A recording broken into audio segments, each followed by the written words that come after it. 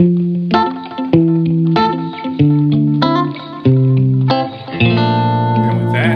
with that, guys, and girls, as Jay-Z said once. all of you, we care about every single one of you. And to all of you, I say, welcome to the Margins Podcast, where we talk about books, the ones that leave a mark, start a conversation, or stay with you long after the last page. I'm Stranton alongside my co-host. Cristiano, happy to be here. Guys, you hear that new intro? Yeah, we got on it. So we're not going over books that we haven't read. No, because we read books. We read books real good. Okay? The best. Take that, Mr. Zajac. That's my 5th grade teacher. Asshole. Always finished every line for me. Maybe it was just extra helpful. Did you say maybe he was extra? I will take these headphones off and walk out if you advocate for him. Sometimes we don't need devil's advocate, okay?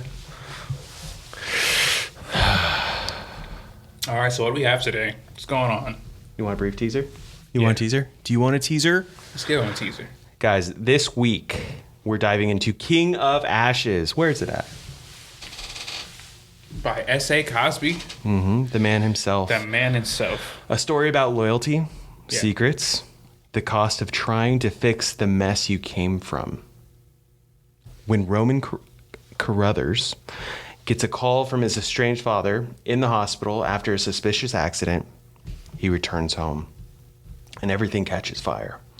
Literally and metaphorically.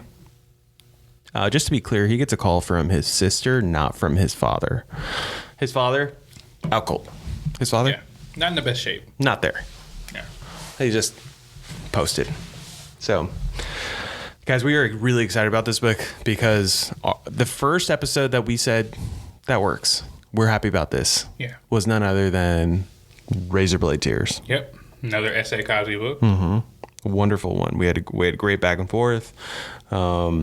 We were like, that's the tone we want. Yep. So we're excited to get into this for multiple reasons. Yeah, and we got to meet the man, the myth, the legend. We did. Right? We did. That was really cool. If you listen to one of our previous episodes, I want to say 5 or 4, we let you guys know that we're gonna go do a book discussion / signing with S.A. Cosby and Jordan.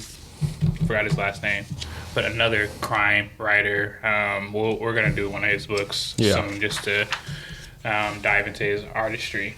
Yeah. I can't read. No, I'm just saying that. Oh. But yeah.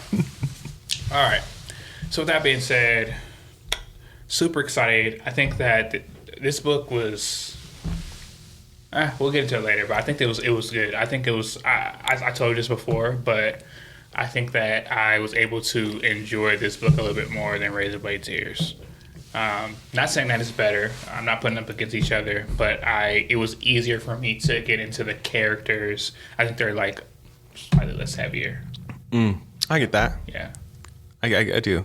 Because it's a lot up front with Razorblade Tears. Yeah. As we talked about. So, I completely But I love see the that. start. Like you're landing right in the middle of the story of Razorblade Tears. I love that. That's one of the first things that I really I'm just saying as far as not edible, but being able to absorb it, it's a lot to absorb right off the get, but beautifully done. Yeah, for sure. Yeah, true. But yeah, as we do it always, how you doing? We're here, it's been chill, to be honest. Like this past week or so, just been doing like a lot of family stuff, as usual, dad life. Yeah. So we have been gearing up to paint every week. We push it off, but it seems like it's actually gonna happen this weekend. So I'm really excited about that. Paint makes the house feel new. So going to drop the kids off on Friday. We're gonna try to start prepping Friday night. Just moving stuff around, taping things off, plastic things down, moving big pieces of furniture, and then Saturday and Sunday we're going to go at it. Dope. Yeah, we'll have wine and tequila. And that's a really good idea. Hopefully, a couple friends can stop. That's by. A great idea. Yeah. Where did you get that idea from? I wonder where. It's a great idea. I'm glad I have these ideas, guys. Yeah. But yeah, what about you? How's it going? It's good. Figuring it out, dude. LA is not for the faint of heart. Yeah, right now it's kind of crazy. Yeah, it's kind of. I mean, all that. It's funny. I'm not even talking about like what I probably should be, but like even just like surviving out here. Like we made the move, obviously because of acting, and then Rachel was in school too. She has since graduated and is doing her thing.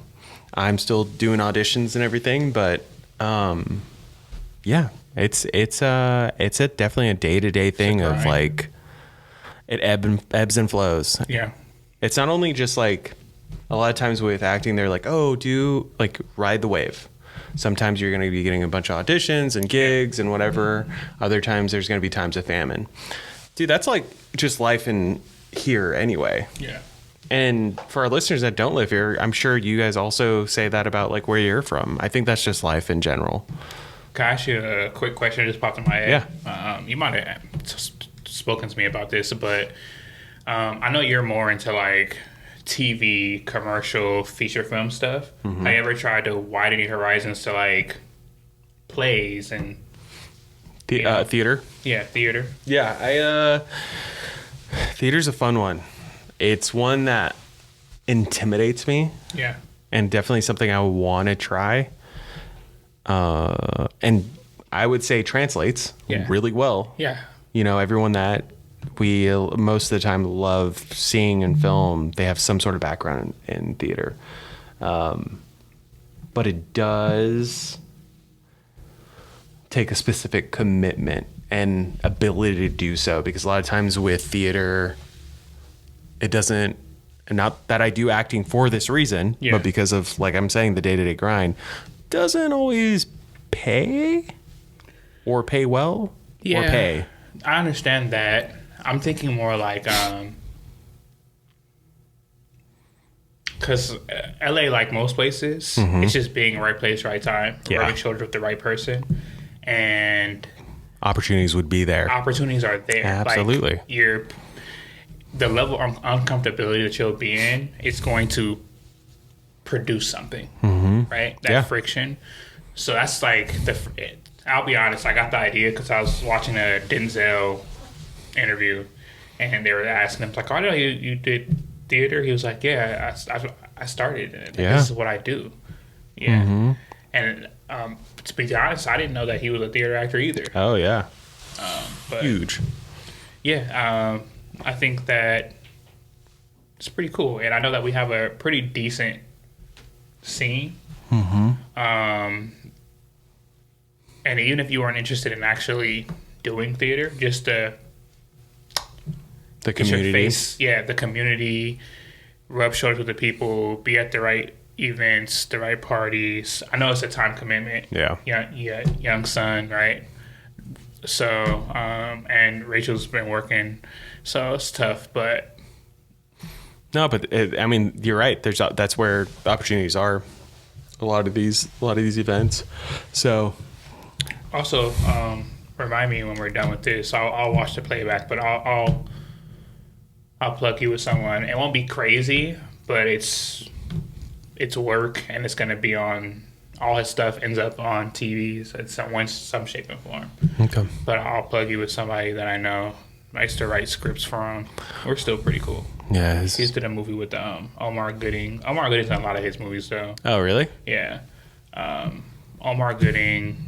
Vanessa Williams. He usually gets like a few actors that people know into his films, but I think you guys are really hit it off because you're a really great actor, and then he's a really good director. He says Ryan Coogler on his way. You hear that, Brandon?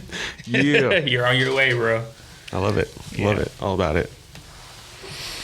But yeah, apart from that, as we always say, everyone's healthy. Yeah.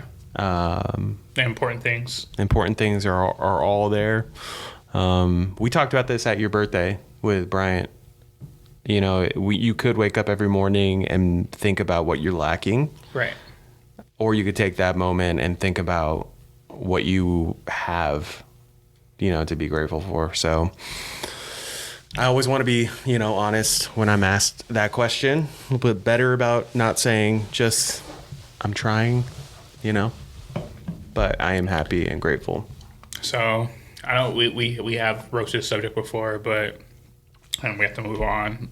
But I had watched this clip of, I'm probably projecting onto her, but I think she was like in a therapist or something like this, and she was talking about how men specifically, what's the term she was saying?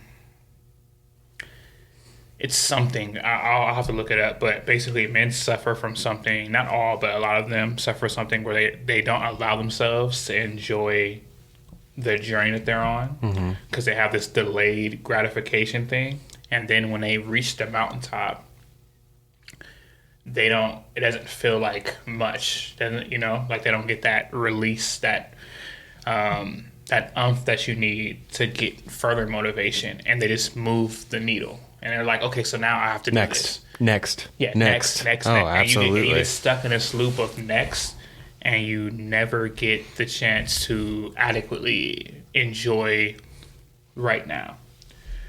And I will say, although I'm familiar with the concept, because I suffer from this, I talk about it all the time when people ask me about London and everything like that. But to hear it come from someone else, I was like, oh yeah, it really validated. I felt validated. I'm like, and I have been making a serious effort to enjoy moment to moment, but it was really cool to hear it from someone else. I do love that, because that definitely is I remember being at the premiere for the first feature film I was in, director's cut. Find it now on Tubi.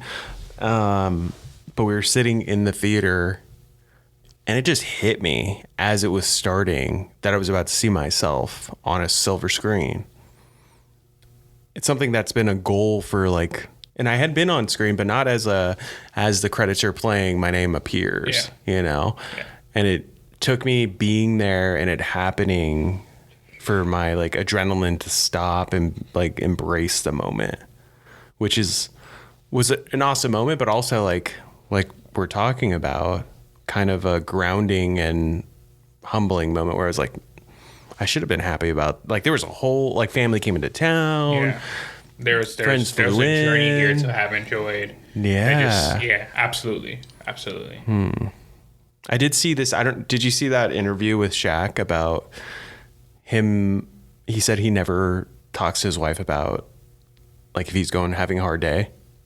I think I did, but he's not the only. I've seen multiple people talk. Yeah, and I disagree. Okay, good. That's what I was like. Yeah, I was like, it was something I was going to bring up on whether it was later in the pod or not. But hearing that, I'm like, and you looked in the comment section. Everyone's like, "Big bro, you got to talk to someone." Yeah. That's you know. I try not to say this first thing on my mind because I'll get us canceled. I'm not PC at all. I disagree. I think it's dumb, and I think that the conversations I've seen around it are like, it's not alpha. That's what people say now. It's not masculine. It's not whatever. I don't give a fuck. Like, I've been through enough, more than the average person. I don't need anything to validate how masculine I am, especially me going through a difficult day and just wanting to, you know, speak to someone about something, right? Like, I think that if you're actively holding that in and you're not talking to your counterpart, whoever that is, I'm not gonna say you're dumb, but like, what the fuck? Yeah. You ever heard the story about like the dude that was drowning? He was like, "God save me, God save me." It's like, what the fuck? I sent a raft. I sent a boat. I sent a helicopter, right. And you wanted me to show up. Right. Like, so that's nuts. That's kind of how I feel about that shit. Okay, good. I was wanting to make sure that was the case, because hearing that, I mean, it definitely makes my heart hurt, because that's what leads to, you know, A lot of us not making death. it. Yeah. A lot of us Early not death. making it. Yeah, like- so, or being in a dark place for a long time and then that rippling to further future generations. There's so much that goes in, like, personally, when I'm going through something really deep and I'm not able to, like, have a release, whatever that is, if I can't, you know me, I always do sports. So I'm playing basketball, Rolling. MMA, jiu-jitsu, whatever it is, right? I need that release. If I can't get it or just talk to someone, I start to appreciate shit less. Like, I'm taking in less information. I'm actively blocking things out of my day so I don't have to take so much in, so then I don't feel overwhelmed. So I start to miss out on things, you know? And so I'm literally not living 100% because I don't give a fuck. I'm not. You can text me, you can call me. I probably won't answer. And it's not anything personal. It's just that I'm so overwhelmed with other input. I'm actively blocking out things that are not directly in front of me, so that I don't have to deal with. And it can come off callous, and it's not great. It's not like a great thing. But I do think that being able to deal with your emotions and the things that are going around you allow you to be obviously happier, and then that opens you up your capacity to deal with more things. So It's true. Ay.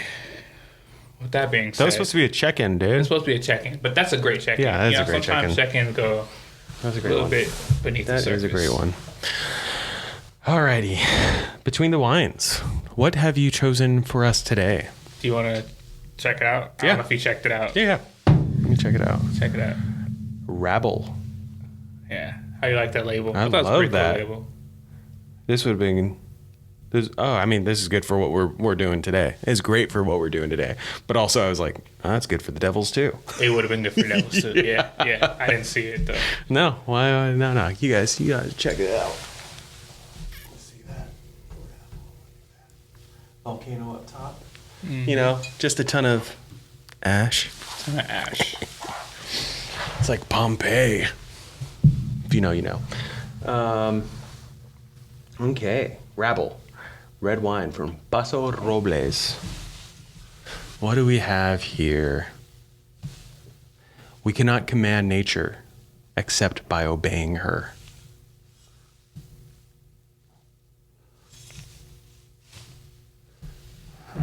That's it, guys. They kept it short and sweet. Yeah, they did. Yeah. That's all Dante said. That's all. That's it. Well, with that said, ASMR. So one thing that I know we're about to get into the read soon. So I probably should keep this until the end, but fuck it. One thing I really enjoyed about the event that we went to was S.A. Cosby's breakdown of the connection between like Dante's Inferno and Oh, King absolutely. Ashes.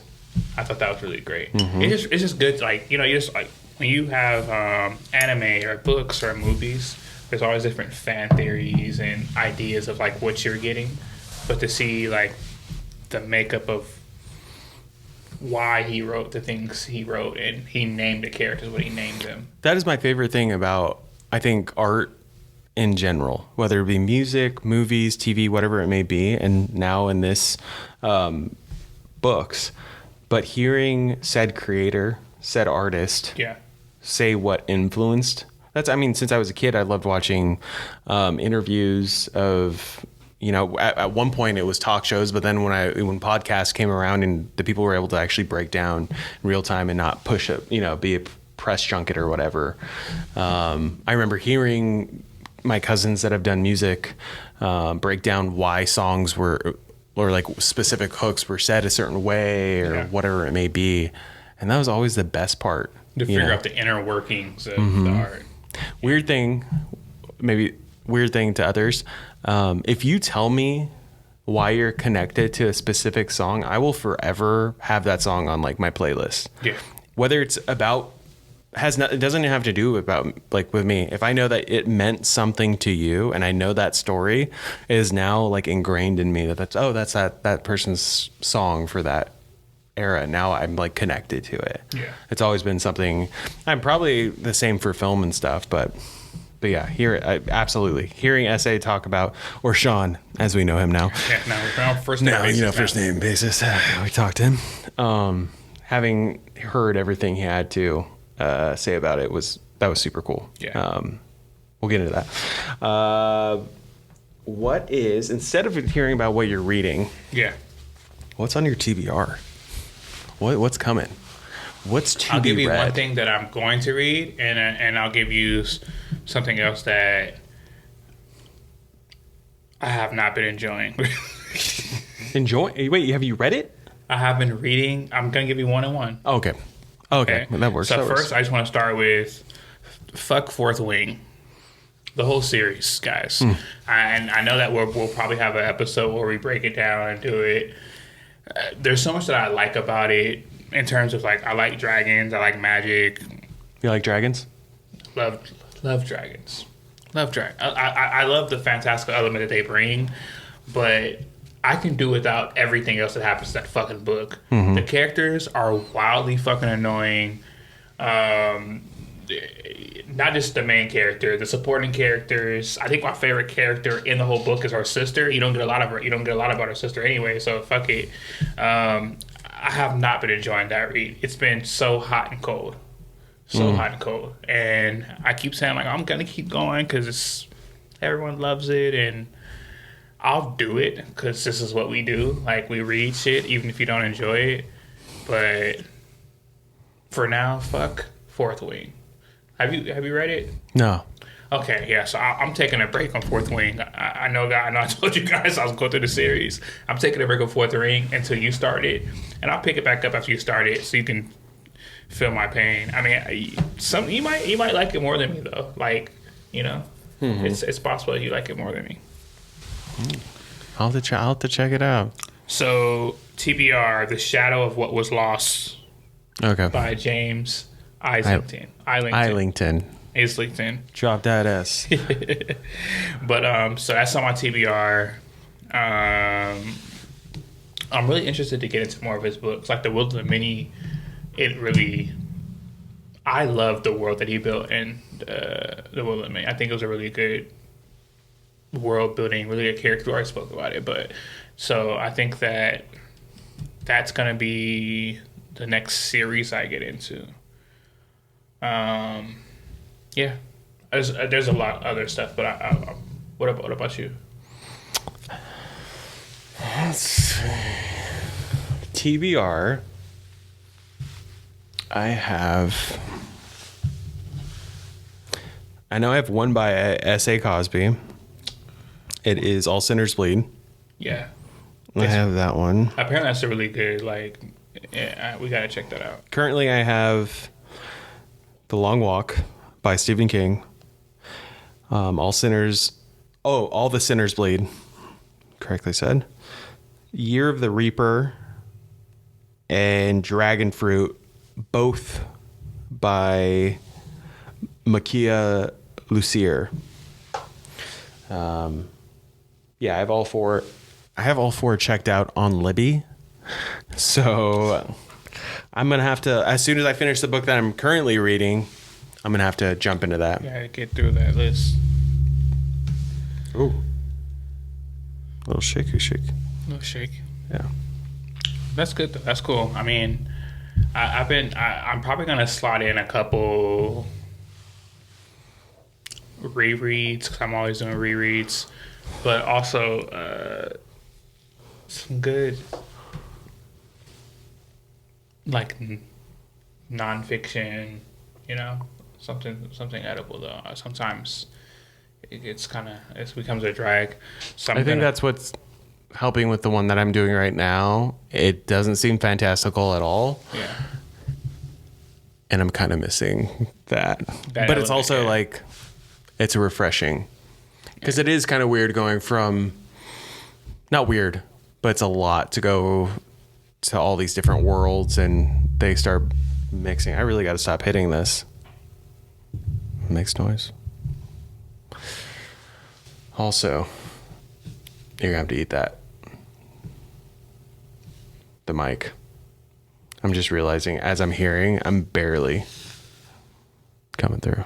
You are. I'm coming through. Oh, you can hear it clear? I can hear myself. Oh, maybe it's just my headphones then.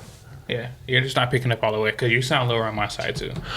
Oh, okay, good. That makes me feel so much better. Yeah, I was over here. I was like, I better turn this up a little bit. I can't hear him. So maybe it's doing the whole mine. Yeah. No worries. Don't worry. We got this. Guys, it's been a rough start. Yeah. Okay. But we're here. Thank you guys for being, with us on the ride. Yeah. We don't have a team. This is the team. We are the team. We are the team. We are the team. We are the team. We are the producers. Yeah. We are the executive producers. Yep. We are the ones that make the clippy clips on TikTok and creative directors. Upload everything to the different platforms. And to all you that have the rental spaces that you just go to like a podcast studio and they do everything for you. Yeah. Your mom's a hoe. Whole chest. Your mom's a hoe. Yeah. I feel that. But if you or your hoe ass mom want to rent our space, feel free. Feel free. Call the number below. We have a space. Yes, we do. That's not a joke. Do it. Alrighty. So, book overview. S.A. Cosby delivers again. King of Ashes follows Roman Carruthers. He is a high-end financial advisor in Atlanta. He returns to his rural Virginia hometown after his father lands in the hospital after a suspicious accident. What starts up as a clean mission turns into a deep dive into the family's buried past, including his mother's long ago disappearance and his father's secrets. The stakes rise fast as Roman takes on gang threats, old wounds, and mortal rot. Guys, Moral rot. Yeah. It is Out of that. yeah. It's a heavy one. Yeah. It's great though. So just going back to what I said earlier, it's heavy, but it's more edible. Absolutely. You know what I mean? I remember when not when I first started, I was probably like halfway through, and I was like, "What are you reading?" And I was like, "Oh, it's another book by S.A. Cosby." Because she remember when I was reading Razorblade Tears, which is totally her speed. Has she done it yet? No, she's BSing. But so for this book, what I really enjoyed, I think that it was. So, for example, when I explained it to her, I was like, "Oh, you gotta read it. You have a main character. He got money. He's successful. Lives in Atlanta. His family's from Virginia. He has to go back. Something happens to his dad, and then you meet like his sister, who keeps the family together. You got a no good little brother, fucking drug addict, running with the wrong people.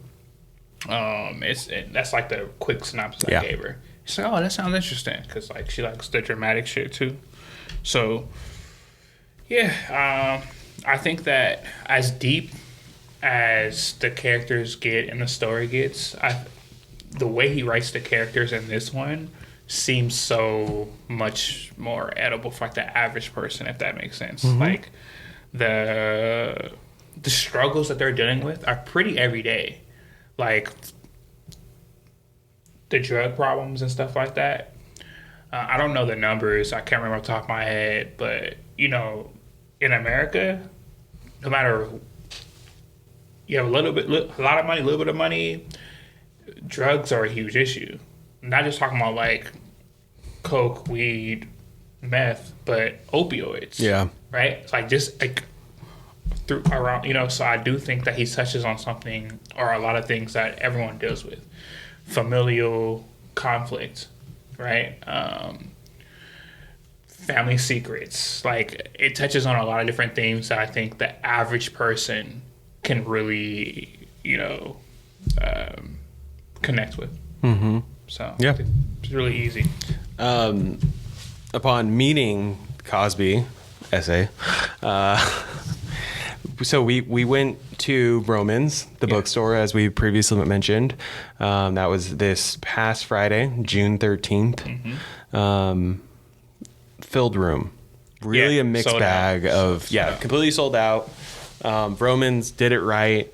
They have this area upstairs with Romans as the backdrop, but had another author interviewing essay with all these really great questions. Yeah, I love their conversation. Yeah. was great. Yeah, But their then when they said chemistry they was did, like, awesome. 3 or 4 together already. I was like, oh, that Yeah, makes they had a sense. huge history. Yeah. Huge history. But yeah, Cristiano and I showed up. We went downstairs to their cafe/bar area, and that wasn't the bar area there's another one on the other side that is Really? a cafe. Oh no, this is just Yeah, just wine, straight up bar. Yeah. spirit bar. Yeah. And Yeah. it was fantastic. Yeah. Fantastic. What was that? It was The margarita Atwood. fire top tier So margarita. good. I told the guy he's working at a cafe inside of a bookstore, that it was the best margarita I've had in a long time. And my friends, I've had a lot of margaritas. Yeah, Big for fan of sure. them. That was definitely one of the best. Yeah. Top. I think Also, his name is Jordan Harper because I didn't want to. not the barista, but no. the other author. The author that interviewed Essay. S.A. Cosby was Jordan Harper. Yeah. Yeah, we're gonna do some of his books. Yes, absolutely. Yeah, he was really cool. He was really good, really good vibe. But yeah, we started the night off with a couple margaritas, nice charcuterie board, Yes. and then headed our way up. Made some great friends. I talked to our friend Jenny. We had some similar background. Rachel and her are in the same occupation, so it was great. You connected them, right? Connected with her as well. Yeah. Awesome. Don't want to give out all of her info, but Jenny, if you're listening, lovely Shout out. meeting you. It was great meeting her. She was super cool. Like super cool. So- we were going so back and sweet. forth on like, should we go downstairs to get something to drink? 'Cause we Yeah. were just waiting. It's before the room filled up. She's sitting in front of us at this time. She was like, "Go ahead. You just." She didn't say you deserve. She said something like, "You actually." As she was crocheting, Yeah, she was crocheting. she turned around and she said, "Guys, you put your books down next to me. I Yeah. could save these seats for you. Go, I will live vicariously through you." And the conversation only got better when we got back. So on my side, I was talking to her. And then on Cristiano's side, he met Shannon and Nolan. Yep. From You the should probably read more podcasts. which you can find on Apple and Spotify. Yep. They were awesome too. They were super fun to talk to. They also mentioned like, I noticed you guys getting up to go something to drink. I was like, yes, Yeah. yes. Gotta get ready. But no, they were super cool. And we keep tuned. We're gonna do some kind of joint thing with them. Crossover We'll do a episode. We'll do a crossover. Yeah. But they're another book podcast, which is awesome. It's really random that we're sitting right next to each other because we're the only people who had podcasts in there, or book podcasts, I should say. You said there was an actor from the ER. Oh in yeah, there. I was just about to say that. I fucking missed that. Eric LaSalle? I think it's LaSalle. LaSalle? Yeah, it's LaSalle. I'm like, oh yeah, he's from ER. And then I get home and I'm like, I have this thing where I recognize actors and anyone from, I think, the Spotlight or whatever. Yeah. I actually did. There's a thing. I should know it because I took the test, but you can take a test and I have the ability to recognize people that I've seen for like just a split second, where I can usually spot them and place where I've seen them really well, where it's like, oh, that guy was a background actor in this episode of whatever. I'm not a genius. I wish it was super helpful. Yeah. But it's not. But the only way it is helpful is that Spectrum. Yeah. Spectrum of genius. Yeah. I thought you were saying you're on the spectrum. I would wear that as a badge. But when we first moved out here, Rachel was like, you're always in the right place, right time. And I don't think that's the case. I think it's just that I recognize people because no one else had said that. But anyway, I got home that night and I texted you about it too. And I was like, how am I going to say this man was in ER and not mention Coming to America? Definitely. Yep. Got it. Soul Glow? Yeah. Soul Glow. Yep. Yeah. Oh, I he love was that Lisa's movie. husband. Yep. Boyfriend. Almost husband. Almost. Didn't happen though. close. Spoiler.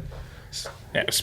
That would be the longest spoiler. If you guys haven't seen Coming to America, go watch Coming to it. America. Top tier. And Trading Places might be my up there as like my all times. I was like hilarious. the golden era. Hilarious. Apart from we've talked about it before, but Life. There was like a Eddie Murphy and Martin Lawrence. Yeah, so Life, Blue Streak. Oh yes, Blue Streak. You know what I mean? Absolutely, there Blue was like Streak. a golden era of just amazing comedies. Mm-hmm. Yeah, like Buddy Cop, everything. It was just great comedies. Axel Foley. Yeah, Nutty Professor. Oh yeah. I think it was one of the first movies I ever laughed so hard I cried. It was insanely fun. I just thought it was so funny when I was a kid, especially the part where we're at the dinner table and they're all farting. Mm-hmm. I gotta go watch that. Hercules. We just rewatched all of them last year, Rachel and I. Hilarious. Yeah. Anyway, it was a great time. Like I said, Romans did us right. We were able to then get our book signed. Yep. Our tickets came with the book. But yeah, we're excited to do more of these events there and other spots too. But yeah, don't quote me on this. It would be nice if we can do like one a month. Yeah. You know, like I know we both have busy schedules, family, everything, but if we can do like one a month, yeah, I think that'd be really cool. One, because it just gets us out there. Just next to us, we met people that were, you know, impactful and memorable. Oh, Trayvon Free. Yes, the director. That was the other thing we found out about S.A. Cosby. He had a breakdown of what films or what books were getting moved into miniseries or films. And the director of what will be Razorblade Tears on Apple TV was there. And that would be Trayvon Free. We had a great conversation with him. Yep. Found Super out, cool guy. Yeah, super down to earth. Did I pitch myself for the film? Yes, I did. Of course. Why not? You miss 100% of shots you don't take. Michael Scott. Michael Scott. Yeah, quoting Michael Jordan. Yeah, whatever. But yeah, I was straight up. I was like, I'm not gonna take Ike's role because. If you want to give it to me. But I said, if there's a role in there that you could think would be a Polynesian dude, Samoan Maori, then I'm your guy. Sure. And he's like, I think we're going to be filming in Atlanta. I was like, I can fly. Yeah. No problems. I'm there. Yeah. I got connections there. We got flight miles to spend. We're okay. Yeah. Yeah. So, great event. Yeah, it was really good. I think that just going back to what I said earlier about like possibly doing like plays, just like putting yourself in the shits has its value, So funny too. He was cracking me the hell up. So you talking about Sean? Yeah. Yes. So S.A. Cosby, and I don't know if someone said this. I think someone did mention this. He's nothing like how he writes. Not at all. Like he's hilarious, super lighthearted, very easy to talk to, and then you read his books and it's like crime horror. Yeah. He even said that this might be the last one that's set in the South. Yeah, he did say that. Yeah, he said that his next one he's hoping to come out to California, specifically like this area, like Burbank, Glendale, Pasadena area. So looking good. That'll be awesome. But yeah, Jordan has one that's in his area. So was it the one that was up on the wall? I think it is. Oh, I took the picture of that. We gotta check it out. But yeah, we got to check that one out. I want to hear more about his, but yeah, meeting him was great. We got to ask him my question. I wanted to be a little bit more like conversational, but it was quick. During the Q&A, I wasn't able to get chosen. I wasn't a lucky one, but you and a bunch of other people. Yeah, I tried getting in it while I was getting my book signed, but I kind of stuttered over my words as I do, but I asked him, is there any character that you've written that you don't like? Because there's that saying that it's not that you don't like someone, it's that you don't know them well enough. Which in today's times, I'd question. There's some people I just don't should have been like. But with that said, I thought, oh, this is a great time to ask, because this is one of the few times that you'll be able to ask a creator of someone, of worlds, of characters. Yeah. And in our book, minor spoiler, not an actual spoiler, but just as far as what the story's about, Dante isn't like the most lovable character. And He's not. S.A. Cosby brought that up while, like, during the interview, like, oh, I know a lot of people didn't like him. And he was quick to be like, you got to be empathetic with him for these reasons. So when I heard that, I was like, oh, maybe he has a heart for all of his characters. He did tell me that there was one character that he was like so about, but even so, he said he prefaced it with, there's not really one that I don't like. Yeah. And then you asked him about anime. Yeah, because this is he had a pretty strong anime reference in King of Ashes, and I was like, does he really do this? You know, is he dabbling, or and when I spoke to him, it totally made sense though. Like the kind of writing he does made sense with the kind of anime that he's into. So most of it, guys, is like 80s, 90s anime. Mm-hmm. So Ninja Scroll, Akira, Cowboy Bebop. Mm-hmm. Like, awesome, though. These are great anime. He also named a bunch of new ones that he's into. Yeah, when he threw out My Hero Academia, I was like, oh, you're in it still. Yeah. Good. He's like actively still into anime, which is awesome. I didn't have time to fire off my anime that I like as well, but I liked all the anime. Did you ask me? Did you want to know about me too? We're friends. We're friends, right? I'll just hit you up on Instagram. It's cool. He hasn't accepted my friend request. All the anime he named, I like as well. So like that's super cool. But no, I really enjoyed talking to him and just hearing from him. To be honest, like I think that it really colored the characters, because now I understand that these characters are like pieces of him. Mm-hmm. You know, like him growing up in the South, him working in a cemetery, like, so him being used to like graphic things. And did he work in a cemetery and a crematorium? Crematorium, sorry. He worked in a crematorium. Yeah, Jordan kept saying funeral home. I'm like, that's not the same. It can be, but crematorium is, you are burning at all times. Yeah. And that's where he had worked. I wouldn't be surprised if he had also worked at a graveyard too. Yeah. When I was younger, my mom had said something about my dad working graveyard when we were younger, and I was like, "Oh, my dad used to work at a graveyard." I sold people for years. He was working graveyard shift. Oh yeah. You know, you can dream. I try. So, with that being said, let's get into some of the characters. Yes. And the world of the King of Ashes. It's a super cool book. I had mentioned this earlier, but what I really liked was how edible, or how like easy it was to connect with the characters. Mm-hmm. So some of the main characters, you have Roman Carruthers, who's the main character, obviously. Mm-hmm. He's the oldest. Yes. Yeah. Okay. You have Dante Carruthers, who's his youngest brother. He's the baby brother. Mm-hmm. You have Nevaeh.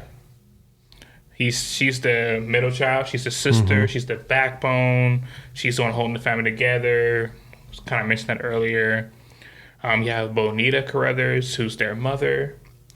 She's basically a ghost in the story, but her absence is a huge plot point. Absolutely. Right from the get. The Black Baron Boys. Yeah. This is the BBB. The BBB. They're one of the gangs, because they mention a few gangs, right? Rival gangs in this book.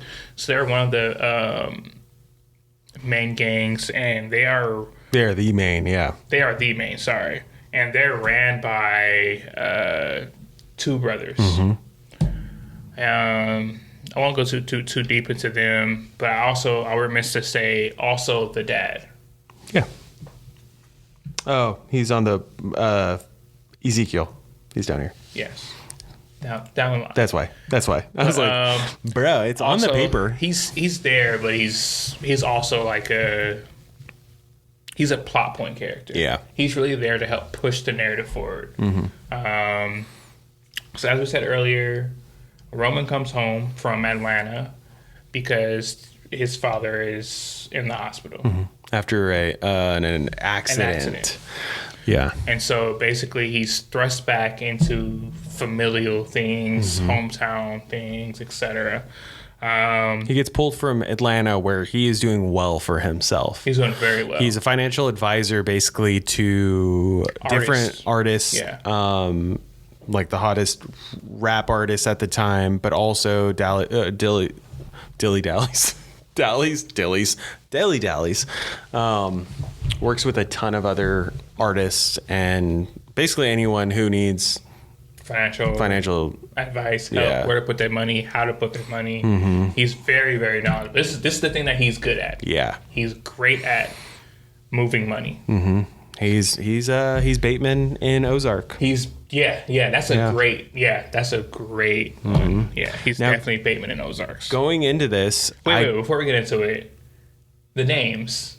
Yeah. Nevaeh, Heaven, Dante. You can't just say Heaven. You got to explain it. Why we say that?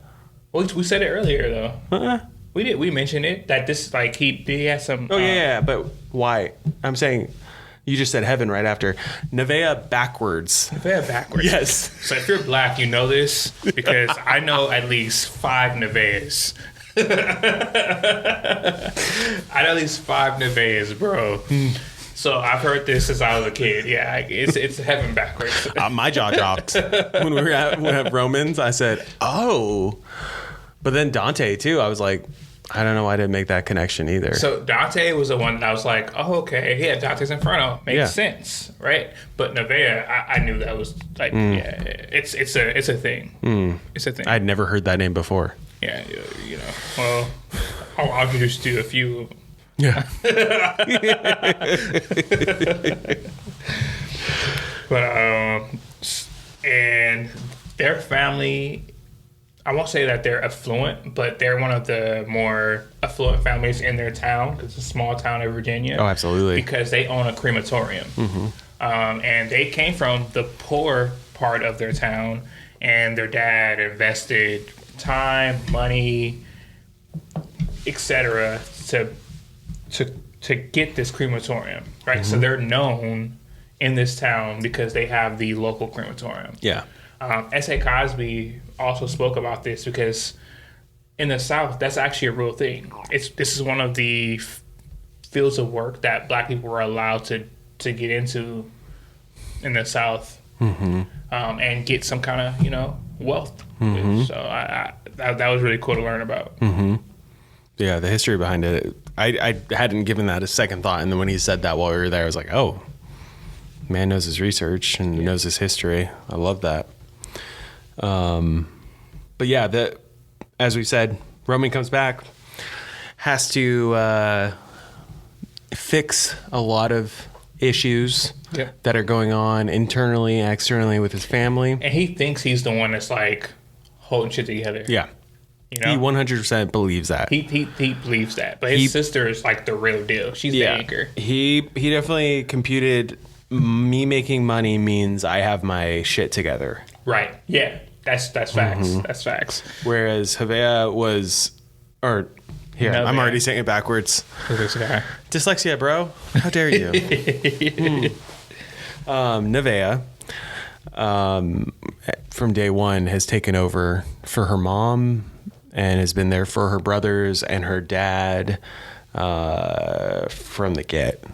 So while going through her own stuff throughout the whole time, from being when she was younger to now, and having all the ripple effects of not having her mother figure and a estranged father who was there but not really. Yeah, she even took over the family business. Yeah, like she does more than just help out. She basically runs the family business. She does the books. She does everything, and it affects. This is not too much of a spoiler, but like this bleeds over into her life. Yeah, I mean, to the point where as they were doing work at the crematorium, I almost said Ike. Roman calls out to Nevaeh because she just grabs something like right out of the oven and puts it down. And he's like, "Hey, grab some gloves." And she's like, the nerves in my hand have been dead for years. Yeah. I've been doing this work. While you've been away, studying and dating models, making buco bucks. I've been here. I've been running this business. Yeah. I really enjoyed her character. Mm-hmm. Like, I think she was a very strong character. She was really interesting to read because there's a lot of different dynamics. You know what I mean? He did say that he was trying to be better at writing for women. This was if I've only read one of his other books. Step up. Yeah. Huge step up. And I think that his intention to write a better female character really made a difference. Mm-hmm. Yeah. Yeah, because she was definitely a standout character that I loved. I really did. I told you, because she's going through stuff. She's looking into stuff without spoiling anything, and maybe it's just the whole, you want the main character, in this case Roman, to get away with whoever he needs to. Yeah. And you're just like, Nevaeh, back up. Just let this happen or whatever it may be. But like, she was doing what she needed, So I respect, being away from the story now, I respect what she was doing. And she was true to herself the whole time through. So I did want to see, I know I didn't give you a heads up on this. I do have quite a few people listed here. For the fan cast? Fan casting. Did you already have people in mind? I got two. I got two people. Okay. Maybe three. Go ahead. So these are some that came up. So I just want to throw them out there, see what you think. Okay. Before I do that, for me, when I started this book, because I just read Razorblade Tears, the narrator for the audiobook, because yes, I did the audiobook on both, but is the same voice actor. Yeah. And I should give him his due. Let me go and pull that up, guys. But because of that, I immediately associated Ike from Razorblade Tears with Roman and thought size-wise and everything. Not the case. No. Well, that was something that SA brought up. Yes. He's not as physically, daunting as Ike, but he did mention multiple times, like, I put on a lot of muscle, CrossFit, right? Like, he did mention that like 2 or 3 times. Yeah. So he's not. But he's not. Ike was such like a swole. He's not cock diesel. Ike was a powerhouse. So hearing the same voice, let me go ahead and pull it up right here. I have it. I believe it's Adam Lazzaro. It is Adam Lazar. Adam Lazar White. Yeah, Adam Lazar White. Yeah. So he did a beautiful job on this as well. Yeah. I'm hoping, I'm going to look into all the books he's read, because I could listen to that guy talk all day. But because of that, I wanted to say that I pictured Roman as someone much larger until the book starts going and some things start happening and you're like, oh, you're not him. No. You're not He's Ike. Definitely not Ike. No. First interaction, you're like, oh, see, Ike would have stayed up. I'll just leave it at that. So, fan casting. They have. I like some of these. Yeah. Some of them I disagree, but go ahead. Jonathan Majors. Yeah. Which, for Roman, yes. Yeah, that's who it's for. For Roman, yes. Yeah. Yeah. Aldous Hodge. Let me see. Sorry, I don't know what the fuck Aldous Hodge is. He was. Did you watch Black Adam? Yes. He was Hawk. I do know this guy. Isn't he British or some shit? No. Sorry, Aldous. I thought you were British, bro. No. Big dude. He actually might be too big. For a Roman? Yeah. No. You don't think so? No, I think Jonathan Majors is bigger than him. I think Jonathan Majors is shorter. No, I'm talking about like bigger. Size? Oh, well, yeah. You go, Bigger. what, magazine dreams? Yeah, definitely. yeah. Oh, or anything. Creed 2, 3. Yeah, I think Johnny Major is bigger than him. Yeah. And then they also had Michael B. Jordan. Yeah, he's only 1 inch shorter than this guy, but he's definitely buffer. Yeah. What do you think of Michael B. Jordan? No. No. There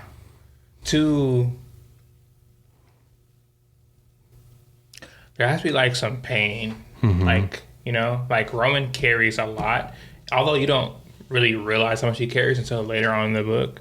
But I think that really helps the depth of his character, is how much he carries. No offense to you, Michael B. Jordan, because you're a great actor. I defended you for 2 hours a month ago because the homie was talking shit. He was talking down on your name.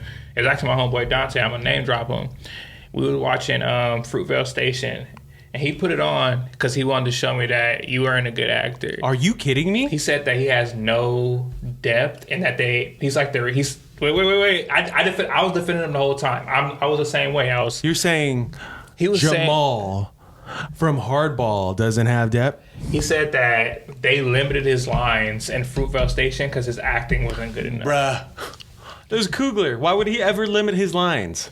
Bro, the man has only given him all of his lines. Bro, we went back and forth for 2 hours straight. So I'm on your side, bro. I got you. He's right there. He is right. So I'm on your side. I got you, bro. But for this particular role for Roman, I don't know. I think this is more like a Jonathan Majors kind of role. I could see that. What's that movie called? The Last Black Man in San Francisco? Beautiful. I love that film. Yes. This is more of like his kind of role. I have a Dante that you don't have on here. I have a Dante that I don't have on here either. I'm actually looking him up right now. You go ahead. Damson Idris. Oh, yeah. Oh, yeah. Is that his last name? The possible replacement for Black Panther. Damson Idris. Yes, from Snowfall. Yep. Amazing actor. When I first read Dante, that's who I was envisioning. Not like him when he was polished on his way up, but remember when he was on his way down, up until when he was a crackhead at the end. Sorry, guys, you haven't watched Snowfall. That's what happens. But he would make an awesome Dante, because Dante has to have like, I think he has to have like a level of acting chops that can cover the emotions that Dante goes through. You know what I mean? Like, he's not just, he's a little brother, so he portrays that in the book. Like, he actively, sometimes he's a little bit more rebellious, but he's like, he takes that place of little brother, you know, when Roman's talking to him. He's a son, whole different layer. He's not just a little brother to Roman, but also to Nevaeh. He acts different with Nevaeh than Roman. Which is true for any family member. Exactly. And then, like, how he treats his friends. Like, I think Dante was probably one of the more colorful characters in the book. And I think Damson would be a great Dante.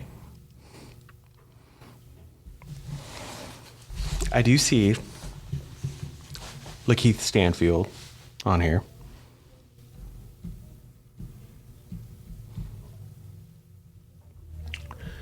So, yes. But then, like, his... And you can correct me if you feel different or, you know, say something else, but... His serious tone is too deadpan. Like, it's almost not comical, but it could sit in the comical. Whereas Dante's is more tragic. Like, when something is happening, it's tragic to Dante. Yeah. Right? Like, the only thing because I agree, for the majority of Lakeith's work that people are familiar with. Yeah. The two things that I would reference where it would counter those would be Get Out, because it's such a small moment though. And then he did a film called, did you ever see Dope? Yes. Yeah. He's super small role in that. He just plays this like a gangbanger in it, But the moment that he gets a gun pulled on him in that, you see everything in his face where I'm like, I could see that. So that's why when I saw that he was listed as a fan favorite, the one that I thought of, I kind of want to do this. We won't do it this time, but I want to do fan casting with movie characters, using movie characters. So not actors, because the actors embodied the movie character, and that movie character that they then created is who I'm talking about. Right, they bring to life. For this, the whole time I was reading this, I was thinking Red from Friday.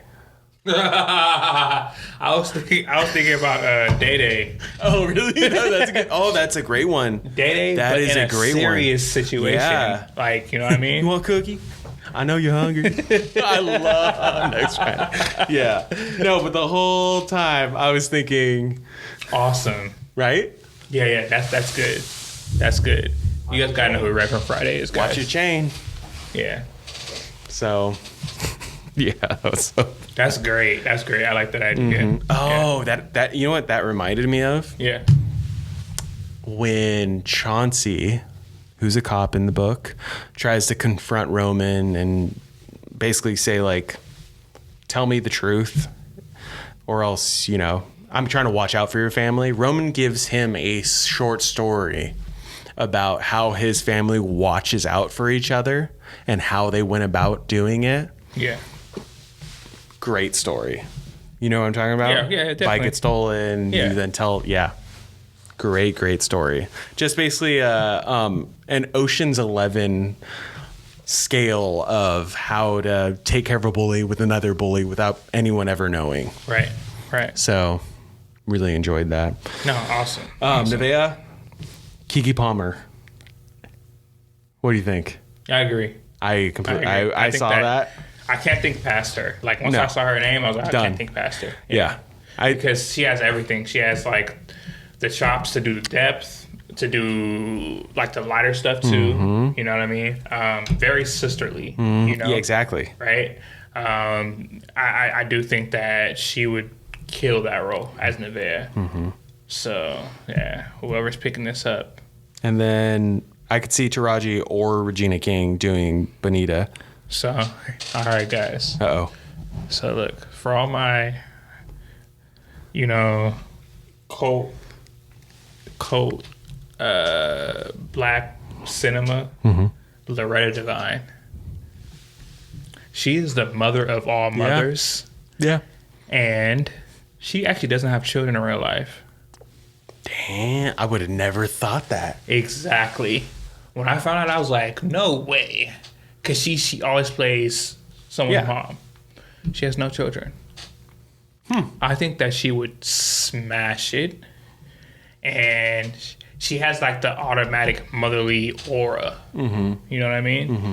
Taraji, I know she's a little bit older, but I would love her as Nevaeh. Yeah. Oh, that's absolutely. You know what I I mean? could have seen her being, I could, Regina too. Regina. Both, Regina I think King. only For age sure. kind of put them out there. But yeah, definitely I could have seen either of them. And then for Zeke or Ezekiel, for Daddy Carruthers, Delroy. Boom. Yeah. Yeah, Delroy. Absolutely. 100%. I did see on the way in, the office that we're in, there's a lot of movie posters around. How do you pronounce his name? Mission Impossible. Bines? Baby Boy? The movie Baby Boy? The movie Baby Boy? You got Tyrese, Ving Rhames. That's who I'm starting to say. Ving Rhames. I said Bines, He started naming the people like, that's what I'm trying to say. That's my movie, man. That's my movie. All right. I was just working out to the soundtrack this morning. I was but yeah, Ving Rhames. So for Ezekiel. Dude, why didn't we think about that for Ike? That's what I'm about to say. I think Ving Rhames is better for Ike. Ike, right? Yeah. Yeah, for sure. But I was just thinking about, because Daddy Carruthers, he's never mentioned as that. I'm just nicknaming him that, by the way. I say, come after me, whatever. But to be able to like be closed off and quiet and just like maybe even only communicate through grunts, which they don't say that, but like I pictured it that way. That's the feel that they give. Yeah. Like until you get later on and like learn more about what's going on. Yeah. That's what colors it. Like the plot colors him in. Mm-hmm. But just, face value, I can see that. Yeah. Yeah. All right. That's fan casting, guys. That was great fan casting. Yeah. That was great. Was that all the ones that you had thought of? Like, I mean, the ones that you've mentioned? Yeah. There's no one else? Yeah. So the one I really wanted to convince you of was Damson Idris. Oh, yeah. I think that he would smash this Dante. And Dante is like the most important character in the book to me. Absolutely. Because you don't feel that, then the rest is like, meh. Yeah. Why are we doing things? So SA, if you make us a movie, look at my boy. Yeah. Check my boy out. Yeah. Oh, not me.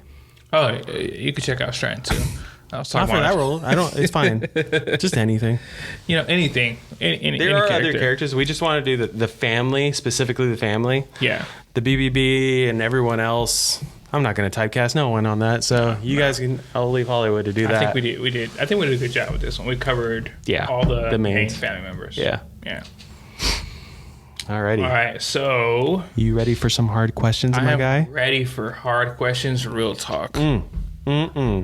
So this is our creme de la creme. This is what we do every episode. Again, 5 questions. This week it did land on me to prepare them. So Cristiano has not prepared himself at all for these. I have not prepared either. I was actually coming down to the wire right before coming here, figuring out which ones I wanted to use. Yeah. So we'll go back and forth. Let's do it. Read one. Answer. Yeah. As we want me to read first? No, I want to do the first one. Okay. Get out of here. What are the fuck? Okay, ready? Yeah, I'm ready. Let's go. What's a risk you regret not taking? And do you think that version of you still exists somewhere, pissed off about it? It's a great question. I can really quickly. There's a lot of different instances, by the way. Because I live in my head, so there's a lot of risks that I'm like, should I take it, should I not? I think I should have stayed in China longer. China was a culmination of years of work, years of things happening, me making things happen, me willing things to happen, making the right connections, etc. And I think that I had dealt with so much emotionally, physically, financially, etc., that I had reached a peak, and I never got a chance to reset. And I always tell myself man, if there was just a chance for me to reset and relax and not be stressed for years straight, I think that not only would I have done better in that situation, but I would have been able to take better advantage of that situation. Because I made connections that were insane. Not even counting my London connections. My China connections were amazing. I had a great time. I knew all the right people. I just couldn't hack it. The time that I was there, from the moment I got there until when I left, I knew that I really wanted to go home.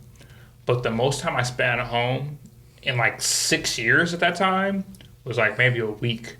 And even then, it was on someone else's dime. Someone else helped me get home. So would you say that your idea of what home was fantasy? Or was not even fantasy, but kind of graduation mode of where you think of only the good? 500 Days Summer. Again, we're always going to reference this. Yeah. But you just you were only thinking of the really good things that happened there and not so much of what lifestyle is actually like? Yeah, so this is I'll give you real life shit. So had I known, when I came back to LA, for good, if I had known it was going to be like that, I would have stayed. Mm-hmm. You know what I mean? Life had moved on. Everything was so different. Your closest friends, you think you know them. Imagine going through a real time skip. You watch anime, you read manga. I lived a time skip. Mm-hmm. Naya, Dante, Dorian, Jaime, Mitch, I can keep going on, Dana, except I got really great close people who are, people who are great people to me, great friends, great family, and it was like a blip. And I don't cry a lot. I don't. But I remember uncontrollably crying when I came back because I felt the weight of all the time that I missed. And that made me happy that I was back. But the struggle to get back in step with everyone, I didn't think about that. And I don't think that's something that the average person even understands. Like, years passing by, it's hard to get back in step with the world around you when you go back somewhere. I was already in step with like the outside world. I had been out for years, and so I do regret, just to get back to answer your question, I do regret not sticking it out for like another year or two and solidifying what I was doing, because not just financially, but just in terms of like socially and like everything, I think that I really was building towards something, and I just let the cards fall because I was overwhelmed with emotions and life that I hadn't been able to adequately deal with, for years. And had I just been a little bit more, mind you, like I don't think I'm weak mentally or anything like that, but especially because I dealt with something for such a long period of time. Yeah. And I was by myself, like I was going to places I didn't know anyone, doing things by myself, and it wasn't just like one time, for years and years and years and years and years and years. And I just, in hindsight, I really wish I would have just finished what I started. So much of what we were saying before about the mindset of being next, even you starting your story and saying, such an accumulation of so much work for this many years. Yeah. If you were still living that next during that time, which I assume you were, we would have been. That was the issue. That is also so much time of having like such pressure and build up. Yeah. It was waiting visceral. to snap. I was telling people, so life became very visceral. It used to burn. Like I would when I get overwhelmed with stuff, it used to burn. So I got like alopecia areata. I had the beautifulest hair, as Trump would say. The best hair you ever seen, as Trump would say. And boo. I had boo. But I got alopecia areata. That's one thing. But then I also got physically sick. I was sick as fuck for a while, because your mind really affects your physical. I didn't understand this shit. I didn't know depression was real until like I went through the deepest, darkest depression you can go through. People were dying. I couldn't do anything about it. I wanted to go back home. I was too poor. I was trying to finish what I started. The people who were in control told me that I couldn't do it. Like, even just day to day, I couldn't enjoy it because the people I'm going to school with, they had money to do this, money to do that. I'm poor as fuck. Like, every cent I go through is to make sure that I can afford to pay for tuition. Mind you, I'm still meeting great people. I'm meeting amazing people. The people that I'm meeting, the conversations that I'm having, I still chase that high. Like, I have never met such genuinely beautiful people since London. Yeah. You're cool. You're great. Asshole. But, I think, like, darkness creates how bright something is. Yeah. I was in the worst spot emotionally I've ever been in. So the great people that I'm around, just like you're great, they were shining a huge light because I was in such a dark spot, if that makes sense. Yeah, absolutely. And so, whether they know that or not, they saved me because that was the only thing I had going. Long tangent, I'm going to cut it there, though. Like, I wish I'd have finished what I started. Life is hard. It can always be harder. It always gets darker. Yes, it can break you. I've seen people break, and I was afraid of breaking. Mind you, I went way further than anyone thought, even I thought I would go. I thought I reached a point to where I would feel some accomplishment, but I didn't know I was suffering from the next thing. Like, had I known that, I would have realized, like, man, I've done so much you know. But like that didn't even occur to me until months after I came back, years after I came back. What about you? Sorry, that was so long. No, it was great. I love that. No, I have no regrets. I've done everything right up to this point. So 0 regrets. no, I've made the right choice every time. Fuck everybody. Yeah, could not be me, guys. There was too many times in my life, and not to say that this is all going to be about regrets, but this is literally about the question. This is the question, guys. Where I think I let what others deemed worthy, deemed popular, deemed cool, influence my decision, whether it was, you know, what career I was going after, who I was dating, but I dated no one besides Rachel because Rachel's the only person I've ever been with ever. Yeah. Period. But for so long. So there are like so many instances, even in like career, like in decisions all the way back to school, like grade school, was like pursuing sports or pursuing arts. Yeah.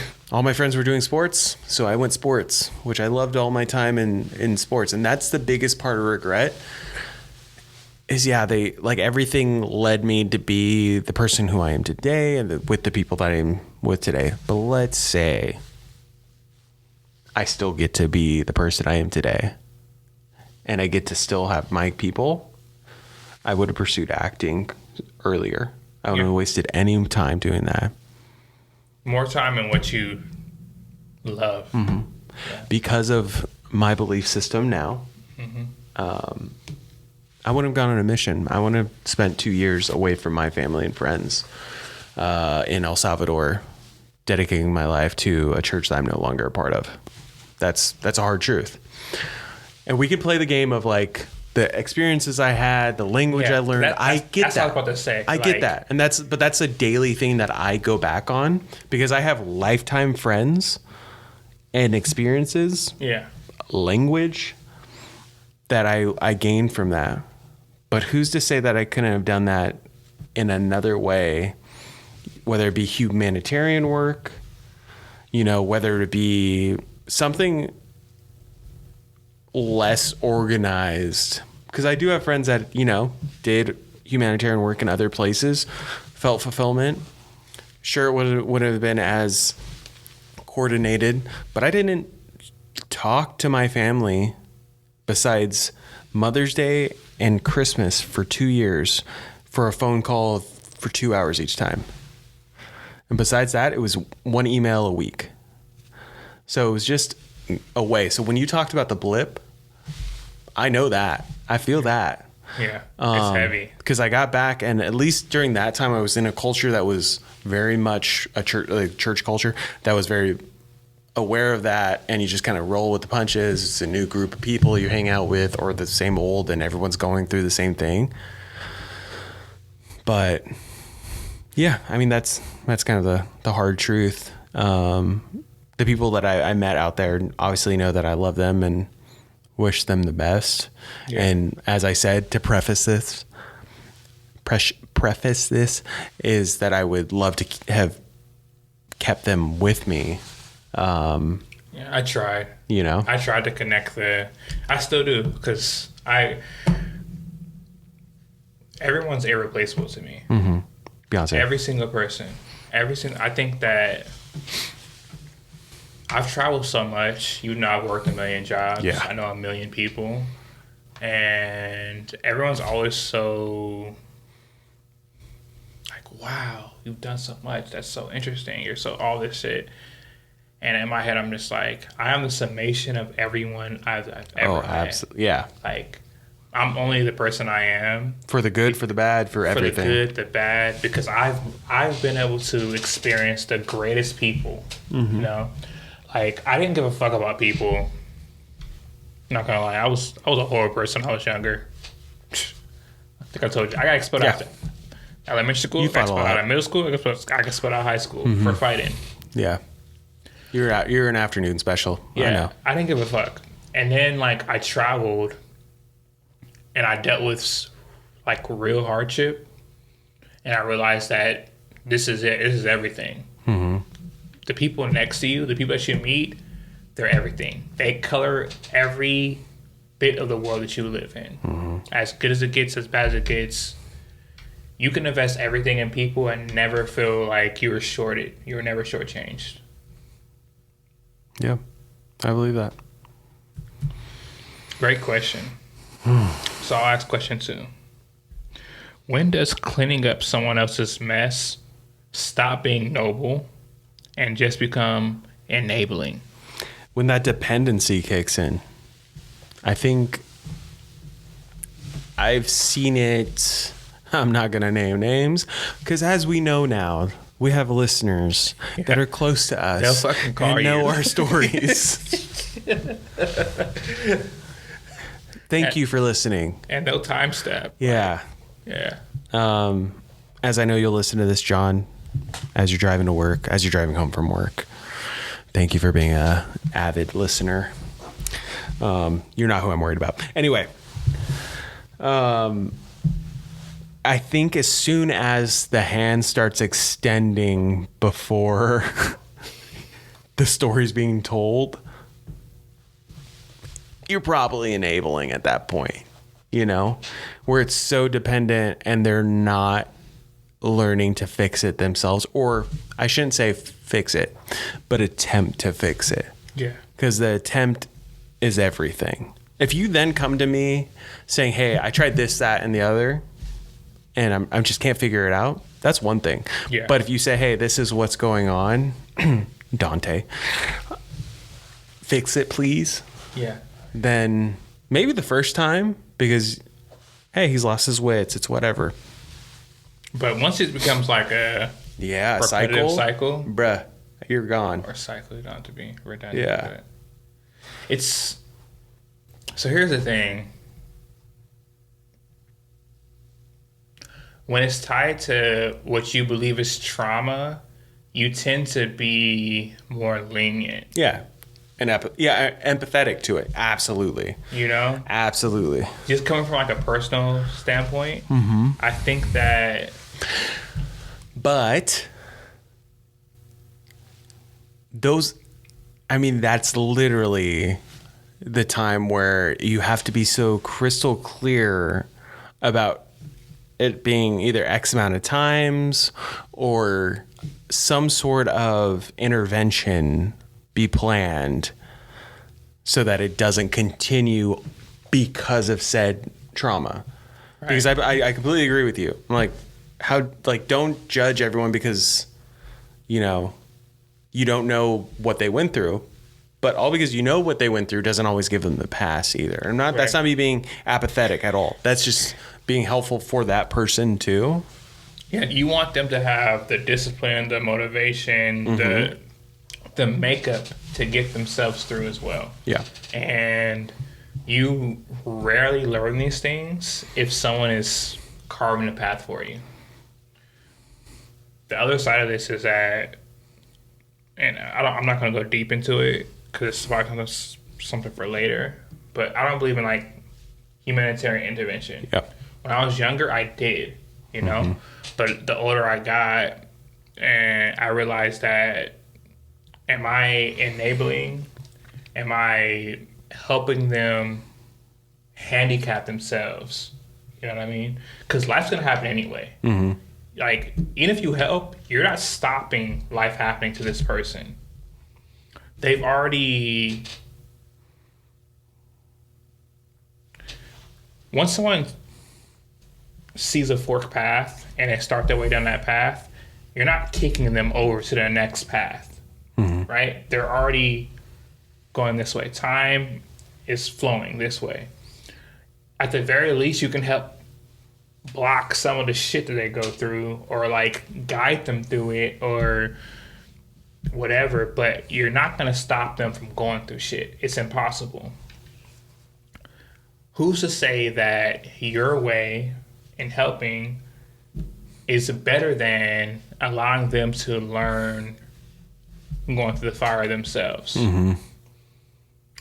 Who's to say what you're doing is actually not detrimental to their growth? You know, because you yourself had to go through some fire. You know, just using the symbols they use from the King of Ashes, right? Like fire is rebirth, fire is all that. Like, who's to say that there's not a little bit of selfishness in there where you yourself have went through something that allows you to know something, and you feel like, I want to share this. I have to share this because they don't know this. And when you know, in fact, they probably need to go through the fire too. I think vices aside, so we part those. Have you not gone through this with?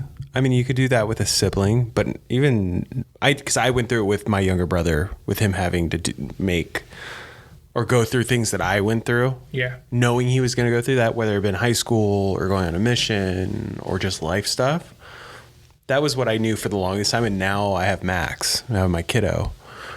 How often do you not feel that tug of war about letting the kiddos learn for themselves and every day, protect them? Yeah, right? Multiple times a day. But I do have to keep in mind that the things they go through, although the feeling might be similar, the flavor is different. Like, time has moved on. Things are different. To give you like a real life example, we were so latchkey. I don't know about you. Oh, absolutely. But like, yeah. You know what I mean? I would sometimes spend days, not even sometimes, a lot of time, I would spend days. Not coming home? Not coming home. Yeah, same. Like, no one's fucking wondering where I'm at. I'm just doing my own thing. As long as they got a call saying, hey, I'm over at so-and-so's house tonight. My kids can never. Yeah. No. And the thing is, they don't want to. Yeah. You know, like we can offer like, oh, like, or like, Gary, like, oh, you want to stay here? You want to stay tonight? No, they want to come home. No, they want to go home. You know, for me, I'm like, when I was her age, fuck no. Anywhere else. And not for me, it wasn't because home was whatever. Yeah. I was just like, oh, an adventure, whatever. That's where shit is happening. Yeah. You know what I mean? And so I think that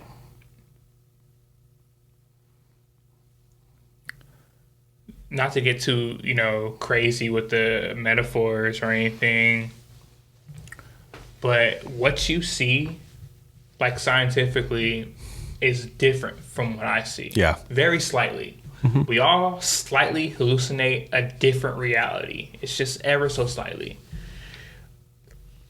Same thing for them. Like, time has that effect as well. So, although there's certain reservations we have as parents, we're looking at a lens through our time frame. It's gonna happen different for them, so. Yeah, I completely agree with that.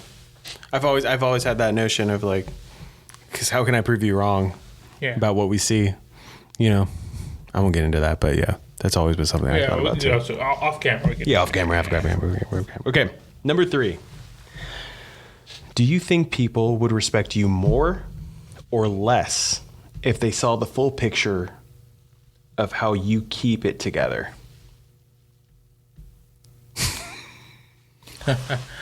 I try my best. So we've talked about this, but we try not to start thinking about the questions, but I did read this question when I came up with it, and I've not stopped thinking about it ever since. That's a really good question. Yeah. That's like... Because how much of it, like, without any breaks right here, how much of that's pride? Like, how much of it does your pride want to stop your tongue from moving? A lot of it is right. 80% pride, because I'm like, I want to be modest here, but then the pride pushes the ego, right? You have the ego, id, super ego. You're all pushing against each other.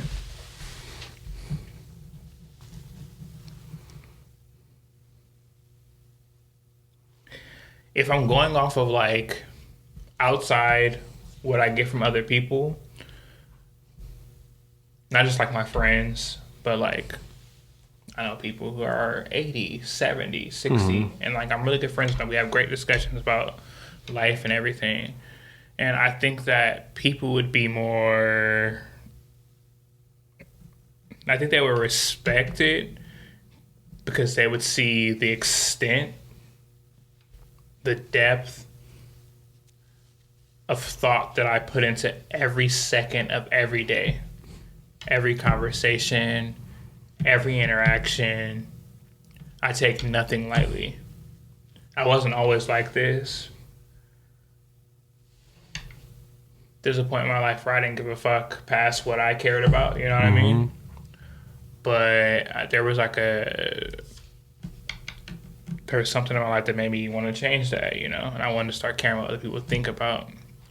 But I would like to say there'd be more respect because they would understand the full spectrum of and scale of what I hold back and what I give and how thoughtful and the things that I'm disciplining, right? And then the biggest thing is the intention. Like, I think that more than anything, the most potent thing about myself is my intention. More than, I think, not just myself, I think everyone. I think that intention is one of the most potent forces you can have because it's the pinprick point of what you may get into. You don't always follow that, you know. But the other side is like,